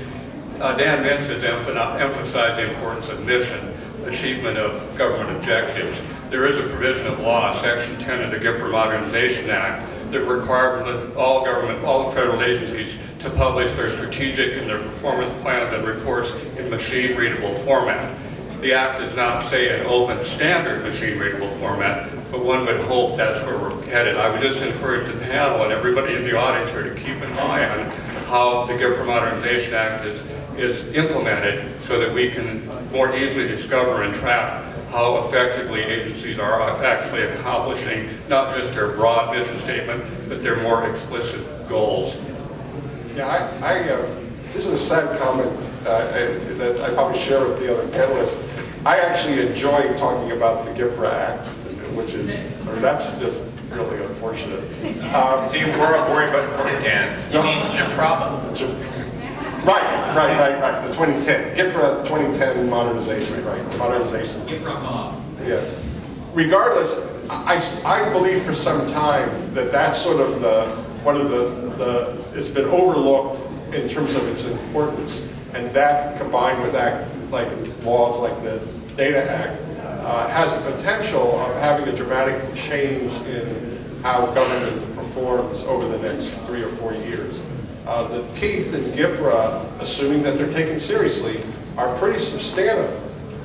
If you don't follow the law, it affects budget. And when it affects budget, it affects attention. No, I would agree. Oh, and first of all, thank you for your leadership and continuing to focus on this. I know we've exchanged notes over the years, and so thank you for raising the issue. And I think that is really a lot of the success of this action, and it links the mission relevance of the folks, Dan, that you were talking about, with the promise of this statute is the performance connection. And when you can tie not just financial data, but financial data to mission results, that's really linking the promise of what the Data Act will provide with the promise of the GPRA amendments of 2010. And I know that as agencies develop their strategic plans and do their quarterly reviews, and we all work with them in various ways in different hats in government and industry, making those connections, I think, will be an important element of raising the profile of the statute so it's seen as a mission enabler and a performance improver, in addition to the important goals of transparency and accountability that it will bring at the first instance. And I'll just add to that real quick. I know Trey's about to jump in. OMB has said that agencies were supposed to release those strategic plans as part of the 2015 budget. So they should be out there, whether they're machine readable, whether they're open, I don't know, but they should be out there. Trey, were you going to jump in? I was just going to say that, I agree with you, and it's what I meant with my point about we can't just do transparency for the sake of transparency. We have to understand how the data can help drive a better mission outcome. And we have to make sure that linkage remains intact in implementing all of these different activities that are trying to do a better job. All right, question back here. And with regards to space, Hudson scoured the earth for something that would make it look like the Data Transparency Group was still working out of a garage. Nice work, nice work. So I was invited to talk about two things. One, a little history and background of the Federal Funding, Accountability, and Transparency Act, what implementation of that act was like. And then a little bit about what accountability benefits result from transparency.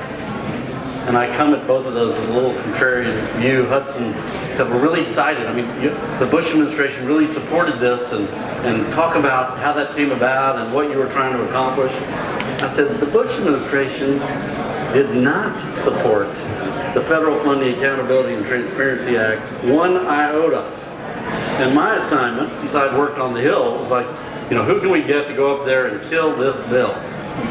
So the logic of the Bush administration at the time, and it was career political, it spanned everybody, was all the data required by the Federal Funding, Accountability, and Transparency Act is already available on the internet in an easily accessible form. So I said, well, good, let's just go and tell the Congress that, and they'll be convinced we don't need this law, and sit back and relax. So we arranged a parade of the great experts in government to persuade Congress of the unnecessary nature of the bill. Those officials said time after time again, the information you're requiring is already out there.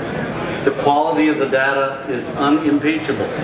Its accessibility is, it's like water in a river. And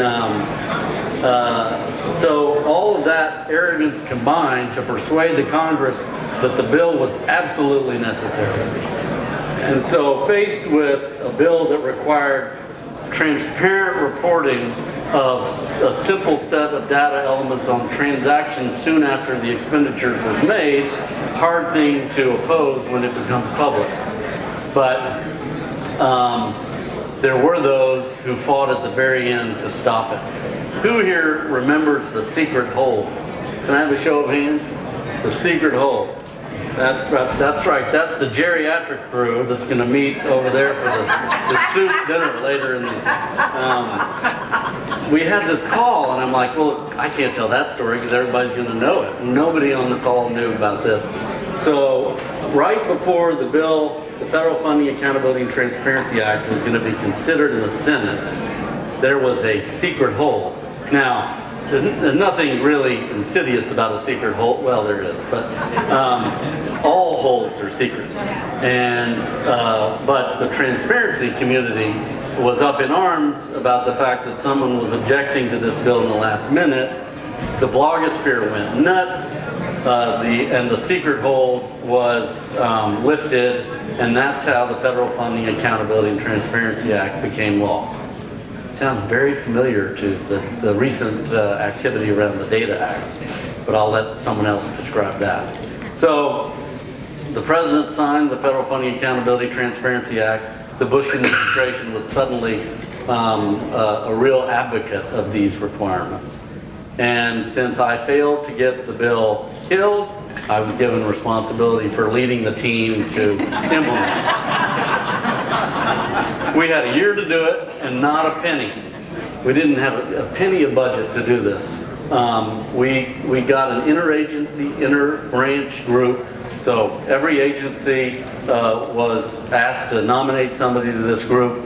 We included congressional staff, GAO, in the meetings where we were planning on the implementation. We really had to agree on the data elements, the sources of that data, and arrive at a platform on which to report it. So since OMB Watch, now I think called motherhoodandapple.org, had already established a website on which they were reporting this information. So it was really simple. Let's go buy that website and just slap a new look and feel on it, which we did. The lion's share of the implementation challenges associated with the original launch of USAspending.gov was the procurement of that website. So if we could focus our energies on the procurement process, I think we all might be better off. There were other challenges, of course. Procurement spending, relatively mature, as Dick talked about this morning, and pristine. There was the assertion, at least, that all procurement data was timely and accurate. That's not true. That's proven not to be true. And just because somebody has a data quality plan doesn't mean their data is of high quality. The lesson we learned in the original USA spending. The grants reporting was the biggest challenge.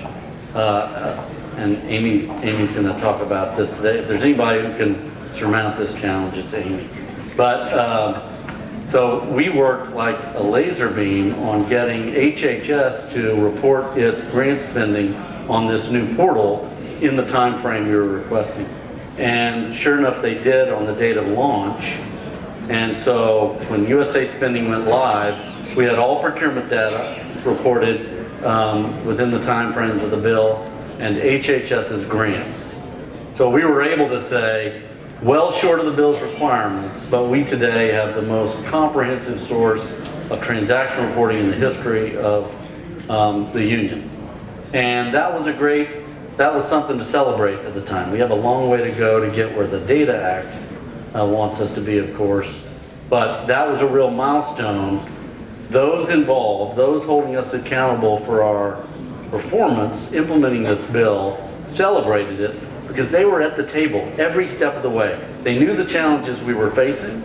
They knew the accommodations we had to make to get where we were. So there were no surprises, and so there were no objections really at the time. Everybody celebrated the limited progress we had made at that time. And the reason I hammer that home is because we are not going to meet all of the requirements of the Data Act within the time frames of the bill. I'll say that right now. But if when we go live with what we do have, and it is short of those requirements, if those in this community are not at the table during the process for getting the website and its data up and live, then there will be hues and cries that make it look like failure and not the success that it will be. So let me talk a little bit. That's the history I have of USA spending and what it took to get that far.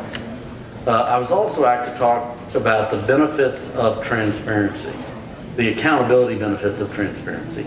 And those are hard to articulate. After months of the data being live on USA Spending, the most often cited statistic with the data was the increase in shredding contracts during the span of the Bush administration. You could have plotted the same contract spending for pencils, automobiles, water, anything.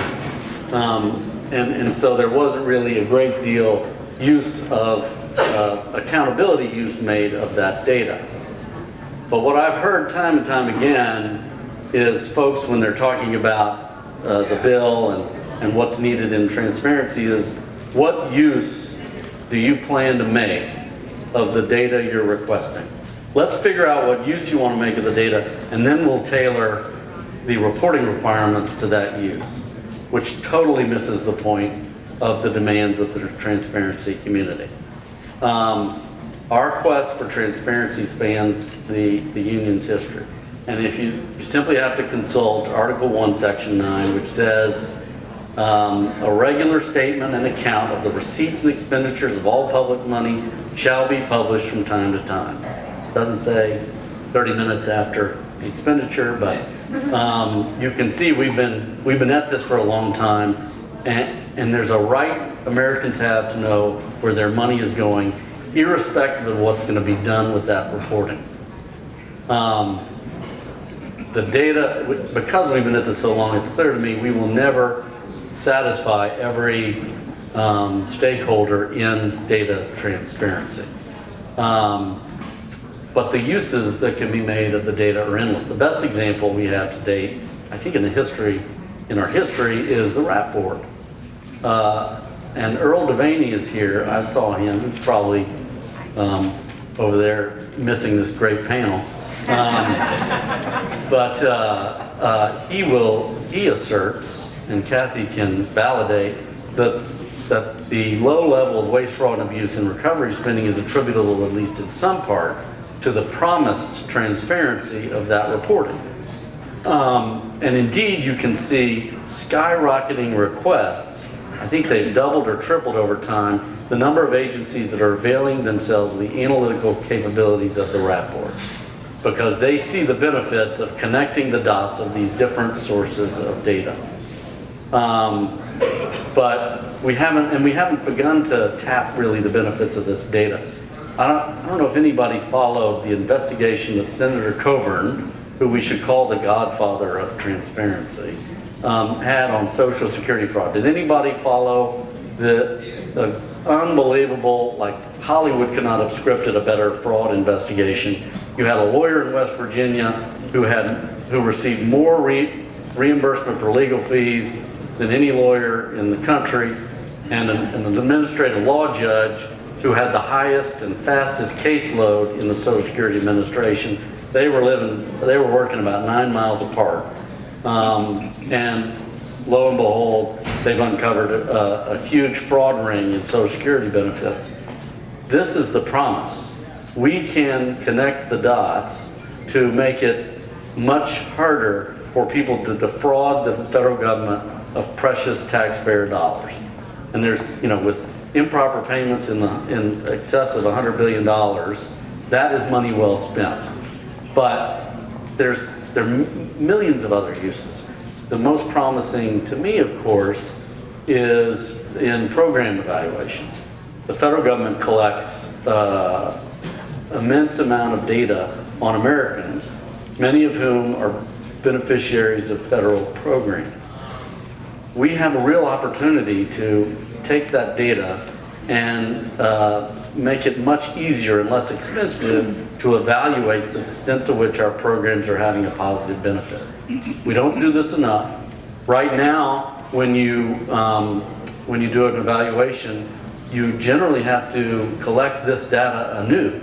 If we can tap the data we have on American citizens, privacy protections in place, to assess the extent to which they are benefiting from programs, then we can learn a lot more about what's working and what's not, and really accelerate the performance improvement curve in many of the social service areas in which we are working today. So that's a brief history, a little talk about the accountability benefits of transparency. I don't think we'll ever get to where we all hope we will be, but incremental progress can be achieved and celebrated if we're all working hand in glove together to get further every day. So with that, I'll hand it over to someone who actually has to do the work of this.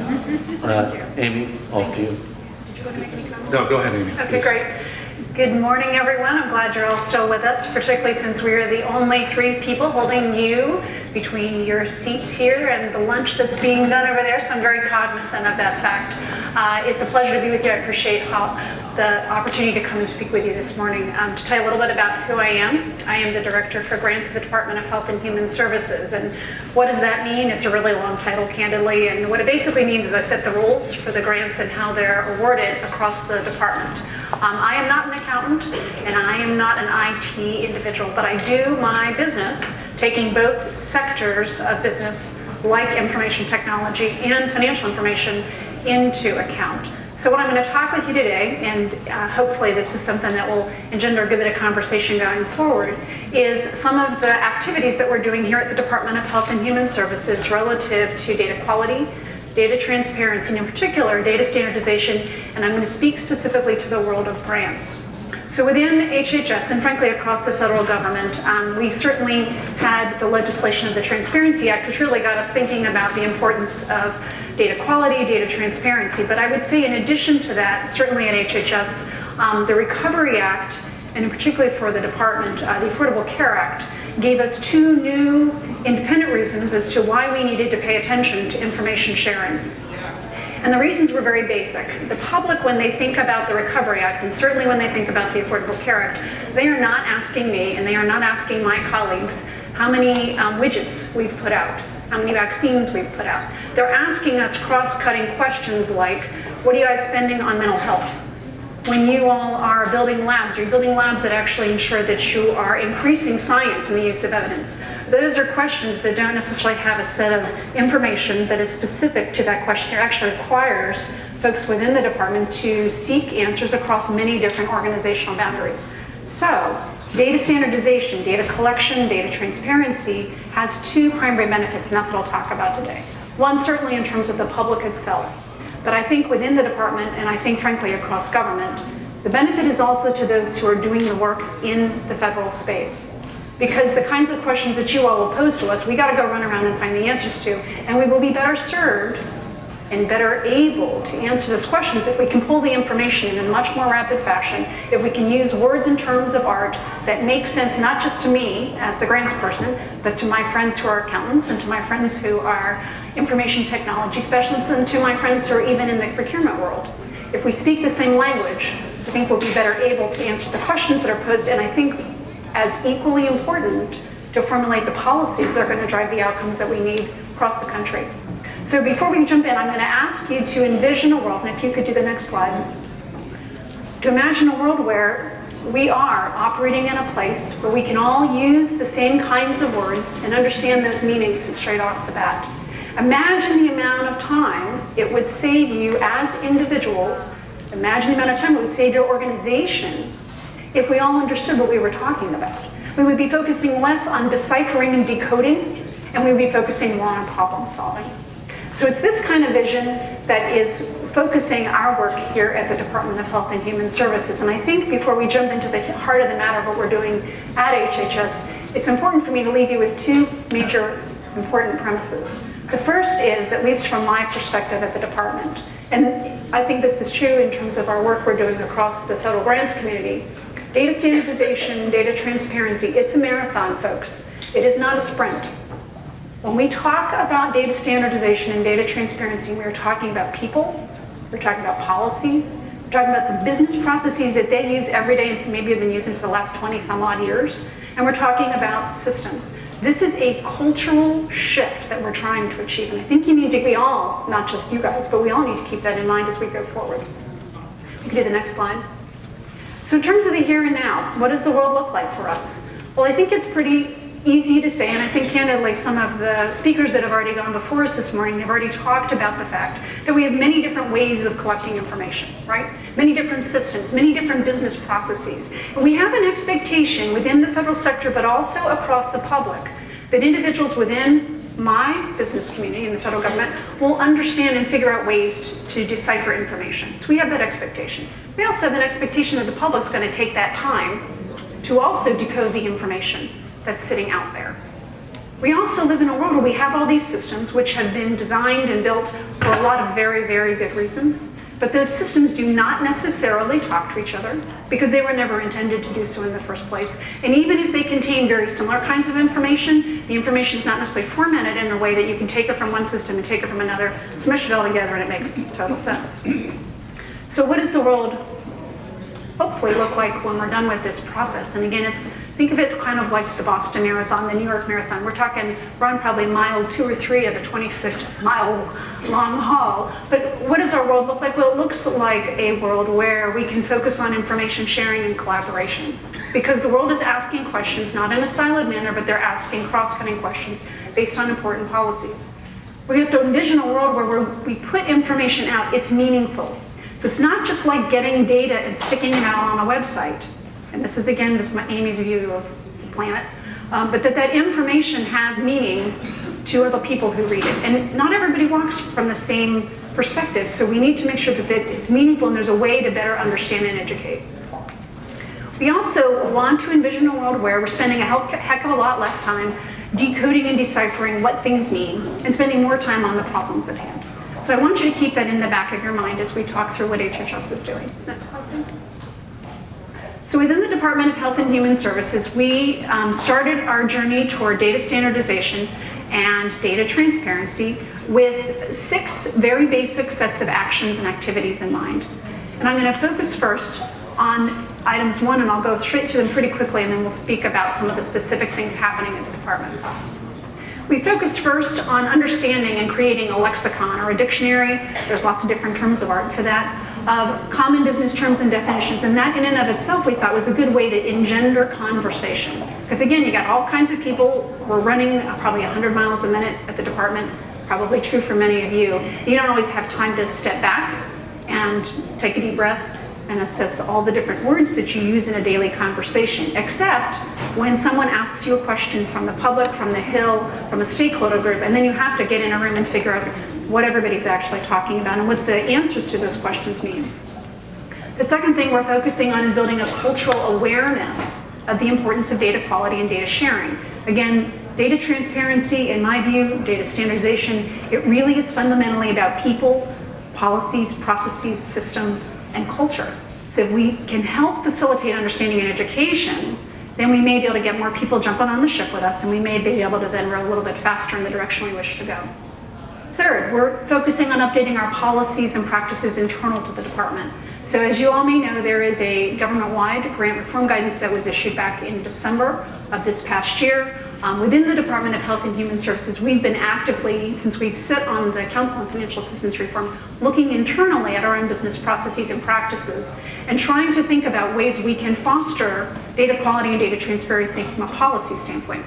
In theory, we hope that policy drives process and drives systems. It doesn't always work that way. Sometimes, for those of you particularly in the technology world, new technology comes to bear and we're like, oh, maybe we need to do a policy to help move us forward. But in either case, we're at least starting with that premise, that we get our policies straight and that we use those policies to ground and to create a fundamental connection to the processes that we set forth going on. And then we build those systems to accommodate the processes and the policies that are required. Next, I'm excited to talk about this a little bit later. We're talking about building a repository which will help capture common terms and definitions. And why is repository important? Well, there's a lot of different warehouses, data warehouses out there, and again, I'm not a technology specialist, but our concept, and we're working with Office of Management and Budget on this, is that there is an interest in understanding common terms and common definitions across the federal sector, but we think that interest is equally palpable across the public arena as well. Because candidly, when we send these information collections out, who are we sending them to? We're not necessarily sending them to each other. And we're sending them to the public. And the public's the ones who's got to take the time, incur the burden, answer the questions, often driven by legislation. So wouldn't it be cool if we could come up with a way to enhance transparency around a common set of data standards? Finally, we're looking at leveraging our systems that exist currently. So we don't want to go build brand new things. We want to look at what we've already got in place. Certainly within the Department of Health and Human Services, and I'll talk a little more specifically about this in a minute, we are lucky enough to be business owners for Grants.gov, the central portal for Find and Apply. We at the department also serve as a service provider for the payment management system, which in essence is a big bank. If you think of it, it sends out grants payments to our beneficiaries. And then we also have a center of excellence at the department, which is run out of our Administration for Children and Families, which provides a standard set of electronic services which support the grants administration lifecycle. So when we talk about leveraging business processes, when we think about it inside the department, the first couple questions we ask is, what do we already have in place that's already built? What is it doing? And is there a way to leverage those systems in a way to move the business process forward? Next slide. So in terms of some specifics happening at the Department of Health and Human Services. So I'll go through these pretty quickly, and then of course we can have time later to talk through any specifics. So on the left-hand side, we have sort of the retail side of the business, and then on the right-hand side is really HHS's role in the wholesale world of data standards. On the retail side, within the Department of Health and Human Services, we have designed and created something called a data quality heat map.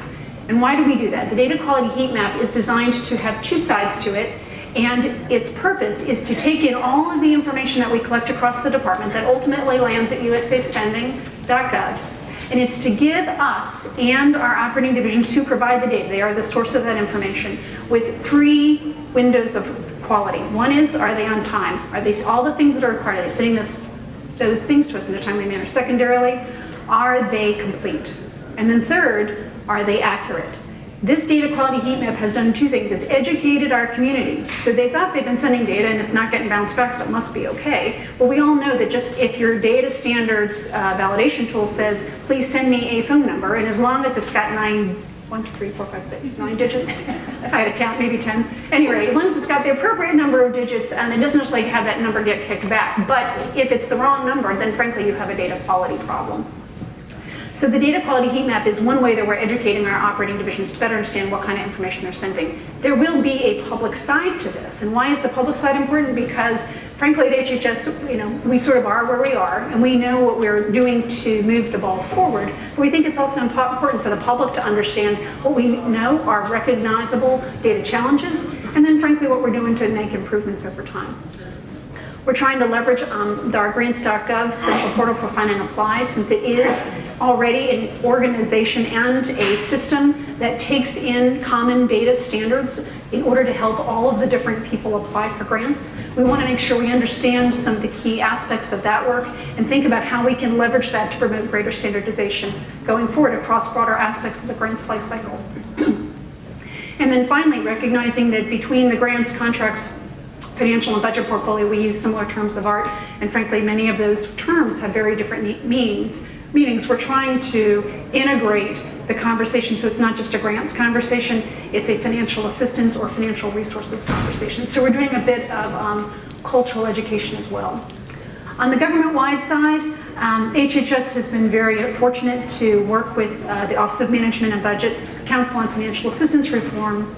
And we did conduct a study, and Dick mentioned it a little bit earlier, where I like to say 3 people and 6 eyeballs read through 1,100 data elements across the grants lifecycle. I will tell you it was not automated, so certainly there are some inherent challenges with that analysis. But what I will tell you it did was it pointed out that we have words that are used across the grants lifecycle, and I can tell you our data says that those words are not necessarily defined in the same way, even in the grants portfolio, which is kind of scary. It also showed us that within those grants data standards, there are varying authoritative sources. We talk about NIST as a data standard setting group. We can talk about the use of CFDA as a rubric for capturing what it means to assess program. We can talk about the Treasury Council as another way to define a body of work. But those things are all very different, and they have different meanings, and they frankly capture different populations. So within that body of work, we also took some of the analysis and helped leverage that in terms of fostering a final set of data definitions and data elements in the grant reform guidance, because one key lesson learned was that if you don't have an authoritative source in which to ground the foundation and the data standards going forward, and regulations is one way to do that, then it makes it very difficult to hold people accountable for using those same data standards. So we leverage that work as well. We have, and again, Dick mentioned this earlier, been collaborating with the Department of Defense in terms of looking specifically at the required data elements out of the federal legislation. And we've off the top already found that while we do have some similarities, which is good news, there are many inherent differences to the way in which we conduct business, which translate into differences related to the data elements themselves, and the data definitions themselves. We're leveraging the work with the Council on Financial Assistance Reform and the new Financial Assistance Committee on eGov as our governance structure to help assess data standards going forward and ensure that we have a public way in which to understand and discuss across the agencies what the best data definitions are. And then finally, the department is devising what we're calling a proof of concept, which is what I like to call a data element bank. You can imagine an ATM machine, except that this ATM machine sort of has two different parts. One part that's visible so you can see the change in the dollars, and the other part that's a little more closed off just for the bankers. But a data element bank, the way we're thinking of it is that if you can, and we think this is possible, come up with an agreed upon set of data element names and data definitions, wouldn't it be cool if we could put them in one place? So if we put them in one place, why is that important? Well, for the federal family, it's important because we are in the business of collecting information, to be clear. We make a lot of policies and we do a lot of programs and we certainly provide a wide array of services, but we collect a lot of data. That's part of what we do. So if there's a way for us to look at the data that's already being collected first before we go and ask you for more, that would be a benefit. Not only to us, because we'd be leveraging common terms and definitions across the board, but it would benefit to the public as well, because instead of me asking about hair color and having 3 different ways to define it, and then Department of Education and HUD asking about hair color and having 3 completely different ways of defining it, and then the public having to go figure out what hair color they actually have, we might be able to come up with an agreed upon. And I guess I want to leave with you is that from our perspective at the department, there's really 2 sets of beneficiaries to data quality and data transparency and data standardization. One is certainly for the public, and we take that very seriously at HHS and recognize the burden that our information collections place on folks. But the other benefit, candidly, is to our federal colleagues, because we're the ones who have to answer the questions. We're the ones through your partnership who have to make sure that we're using information as a way to formulate policies going forward so that it gains the best outcomes as possible. Thank you. Kathy, we'll turn it over to you next. Thank you very much. I'm very pleased to be here. I was asked to talk about how transparency drives accountability, which I'm happy to do so, and will do so in the context of the work of the Recovery, Accountability, and Transparency Board. As most of you know, the RAP Board was created over 5 years ago. This board of 13 inspectors general was given a dual mission, both to promote accountability over the billions of dollars of recovery spending, but also to foster transparency of that spending and provide the public with user-friendly information.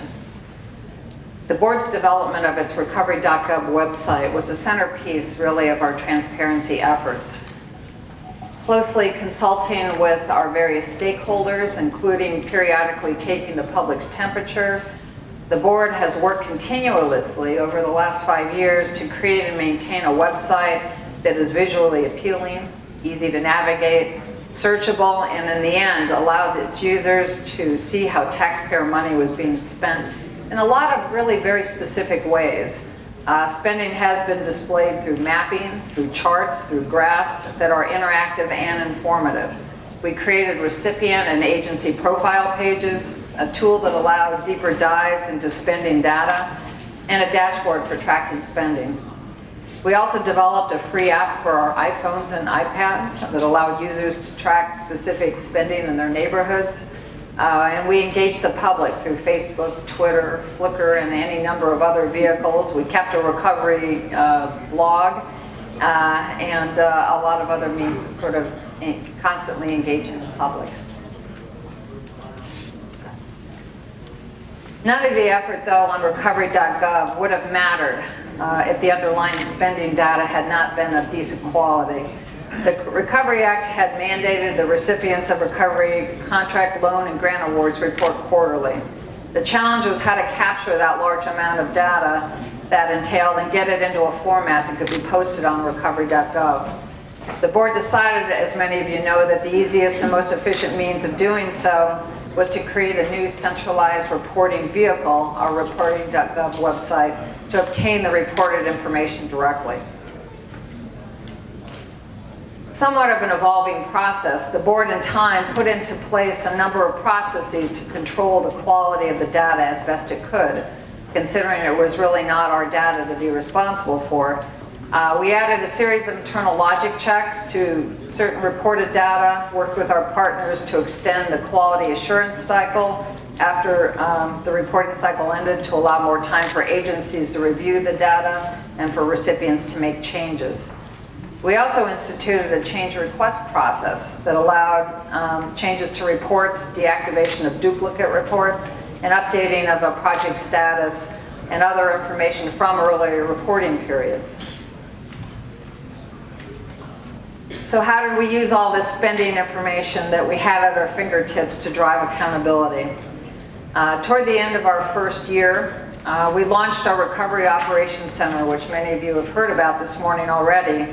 It evolved from a simple hotline and referral operation into really a powerful integrated platform using cutting-edge forensic tools. The ROC has really, I think, reshaped the traditional view of fighting fraud. A number of government, commercial, and open source data sets are used by our analysts to identify potential fraud. Our analysts are able to identify risk factors such as criminal convictions, bankruptcies, lawsuits, tax liens, and suspension and debarment proceedings. The ROC's strength has been the ability to aggregate and analyze large, complex sets of data, to screen for potential risks, and to identify targets and provide deeper investigative information such as link analysis and discovery of non-obvious relationships.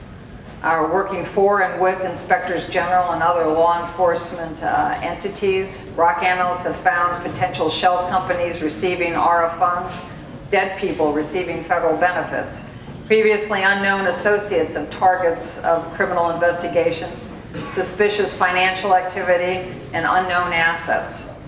In 2013 alone, ROC analysts reviewed over 1.3 million entities involving approximately $12.6 billion of federal funding. In addition to the ROC, the board has worked in partnership with its IG members and other IG offices. As you can see from the screen here, this is some of the output of that relationship. From February 2009 to the end of the calendar year 2013, IG's helped prosecute over 1,300 convictions, pleas, judgments, or settlements in recovery-related cases. We had investigative returns of something over $75 million, which is significant. And I think Robert made the point, that Earl had earlier made the point, and I'll reiterate, that even in spite of all the hard work of all the IGs, and we've seen a lot of very successful prosecutions and audits and with recoveries, when you look at the industry standard for fraud losses is about 5 to 7%. And that's looking at fraud losses against revenues. If you take that same measure, look at the Recovery Act, and you look at the fraud losses, which is about $62 million at the end of December 2013, and measure that against the amount of recovery money that has gone out so far, $816 billion, you'll see that the sort of fraud losses are really very small.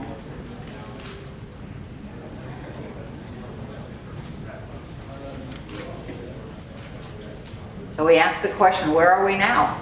The last couple of years have seen the convergence of a number of legislative initiatives that have impacted the board's work. First, originally scheduled to have sunset at the end of this last September a year ago, the board was extended for 2 more years to undertake oversight and transparency activities related to funding related to Hurricane Sandy.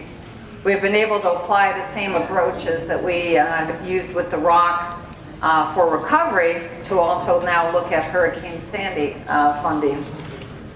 In addition, the board has rebranded our recovery.gov website to become the official website of all the board's activities. So in addition to recovery information, the website now uses mapping, charts, graphs, and other means to display available information on Hurricane Sandy.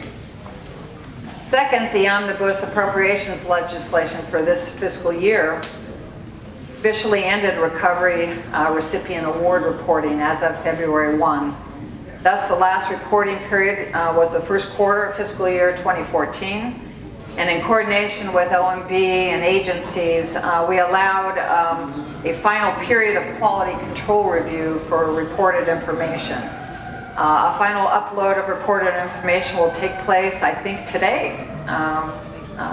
That's right, am I right, Alice? Yes? May 1st. Oh, sorry, May 1. We're close. And finally, of course, then the Just Passed Data Act allows for the transfer to the Department of the Treasury the assets of the Recovery Operations Center to assist it in its new responsibilities to establish or expand a centralized data analytics structure to help with the prevention and detection of improper payments by federal agencies. The board looks forward to working with Treasury on this new venture. We'll see where that takes us. Just a couple of slides to show you sort of a summary of our ARA reporting. You can see here the $840 billion that was of spending for ARA was broken down into basically different categories of roughly thirds, tax benefits, contracts, loans and grants, and entitlements. Our work really concentrated on the $261 billion in contracts, loans, and grant money. Sort of a capstone of our reporting. At the height, which was the last half of 2010, there were over 210,000 reports filed each quarter. That number has slowed to about 40,000 reports in this last reporting period. As I sit here as chair of the Recovery Board and look at our work over the last 5 years, I think we really changed the conversation about transparency and accountability. Although we were not the first federal venture into transparency, thank FFATA and even earlier ventures, and nor were we the first venture into accountability. I think that putting those two concepts together in a board of independent inspectors general was really a very unique way of going about business, and I think ultimately a successful experiment. It has been clear to us on the board that transparency really does drive accountability, both in terms of making the public part of the process. These are the so-called citizen IGs that transparency gives an opportunity to put out there. But also in terms of enhancing the quality of information related to federal spending that really is critical to the data analysis that we have done to prevent and detect fraud, waste, and abuse.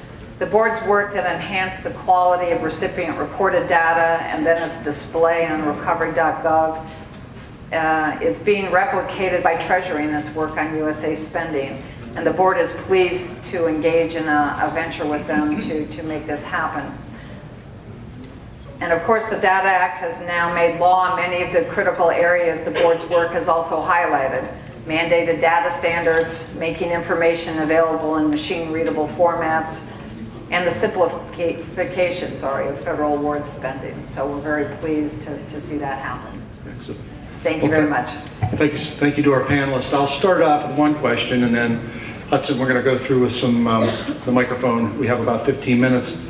We have a very perspective here, past political, an agency, department implementing data standards, and then sort of the fraud, waste, and abuse perspectives. I would ask you to think about the Data Act. I think the question was asked in the prior panel about, do you see any gaps between the Data Act and what you currently do? And then the second part would be, if you could have a discussion with OMB and Treasury, what would you recommend to them, or what would you like to see from them as they start to think about implementing the Data Act? So, Robert, sort of the challenges and sort of the landmines to watch out for, you think? Right, I mean, I don't know that I've done a side-by-side look at gaps between the yet to be enacted Data Act and where we are today. You know, I think the promise that, great promise in what the Data Act promises, but again, I think it'll be a long time before we get to exactly what is envisioned by the Data Act. So the community needs to come to grips with that fact. That would be helped tremendously by a much more collaborative implementation of the Act, where those folks in this community and outside of the traditional confines of the executive branch are joined with the executive branch in implementation, that there's ongoing consultation in how we are interpreting those requirements, because we all have different views of what is meant by even what is a pretty clear, short, clear bill. So, constant ongoing conversations about the implementation of those requirements would serve us all well when we finally go live with these new requirements. Governance, communication, collaboration, the community. Absolutely. Yes. Amy, any perspectives? In terms of the gaps between the Act and the Transparency Act, I would say too that we're still in the process of kind of thinking through that, but I can say certainly in our examination of the data elements, we certainly found that if you look at words as simple as obligation, or you look at even, God forbid, the definition of program. God, thank you for that little laugh. I appreciate that. Because I'm feeling the love. I love it. It's Somebody great. feels your pain. Yeah, exactly. So I think exactly. So I think when you look at just even those two terms straight off the bat, there are some inherent challenges based on the way in which you define a program. And in the world of grants, we talk about program in one way. In the world of budgeting, we talk about it a different way, which will make, whether it was in, filling our responsibilities for the Transparency Act or even taking the Data Act to the next level, those are inherent challenges we're going to have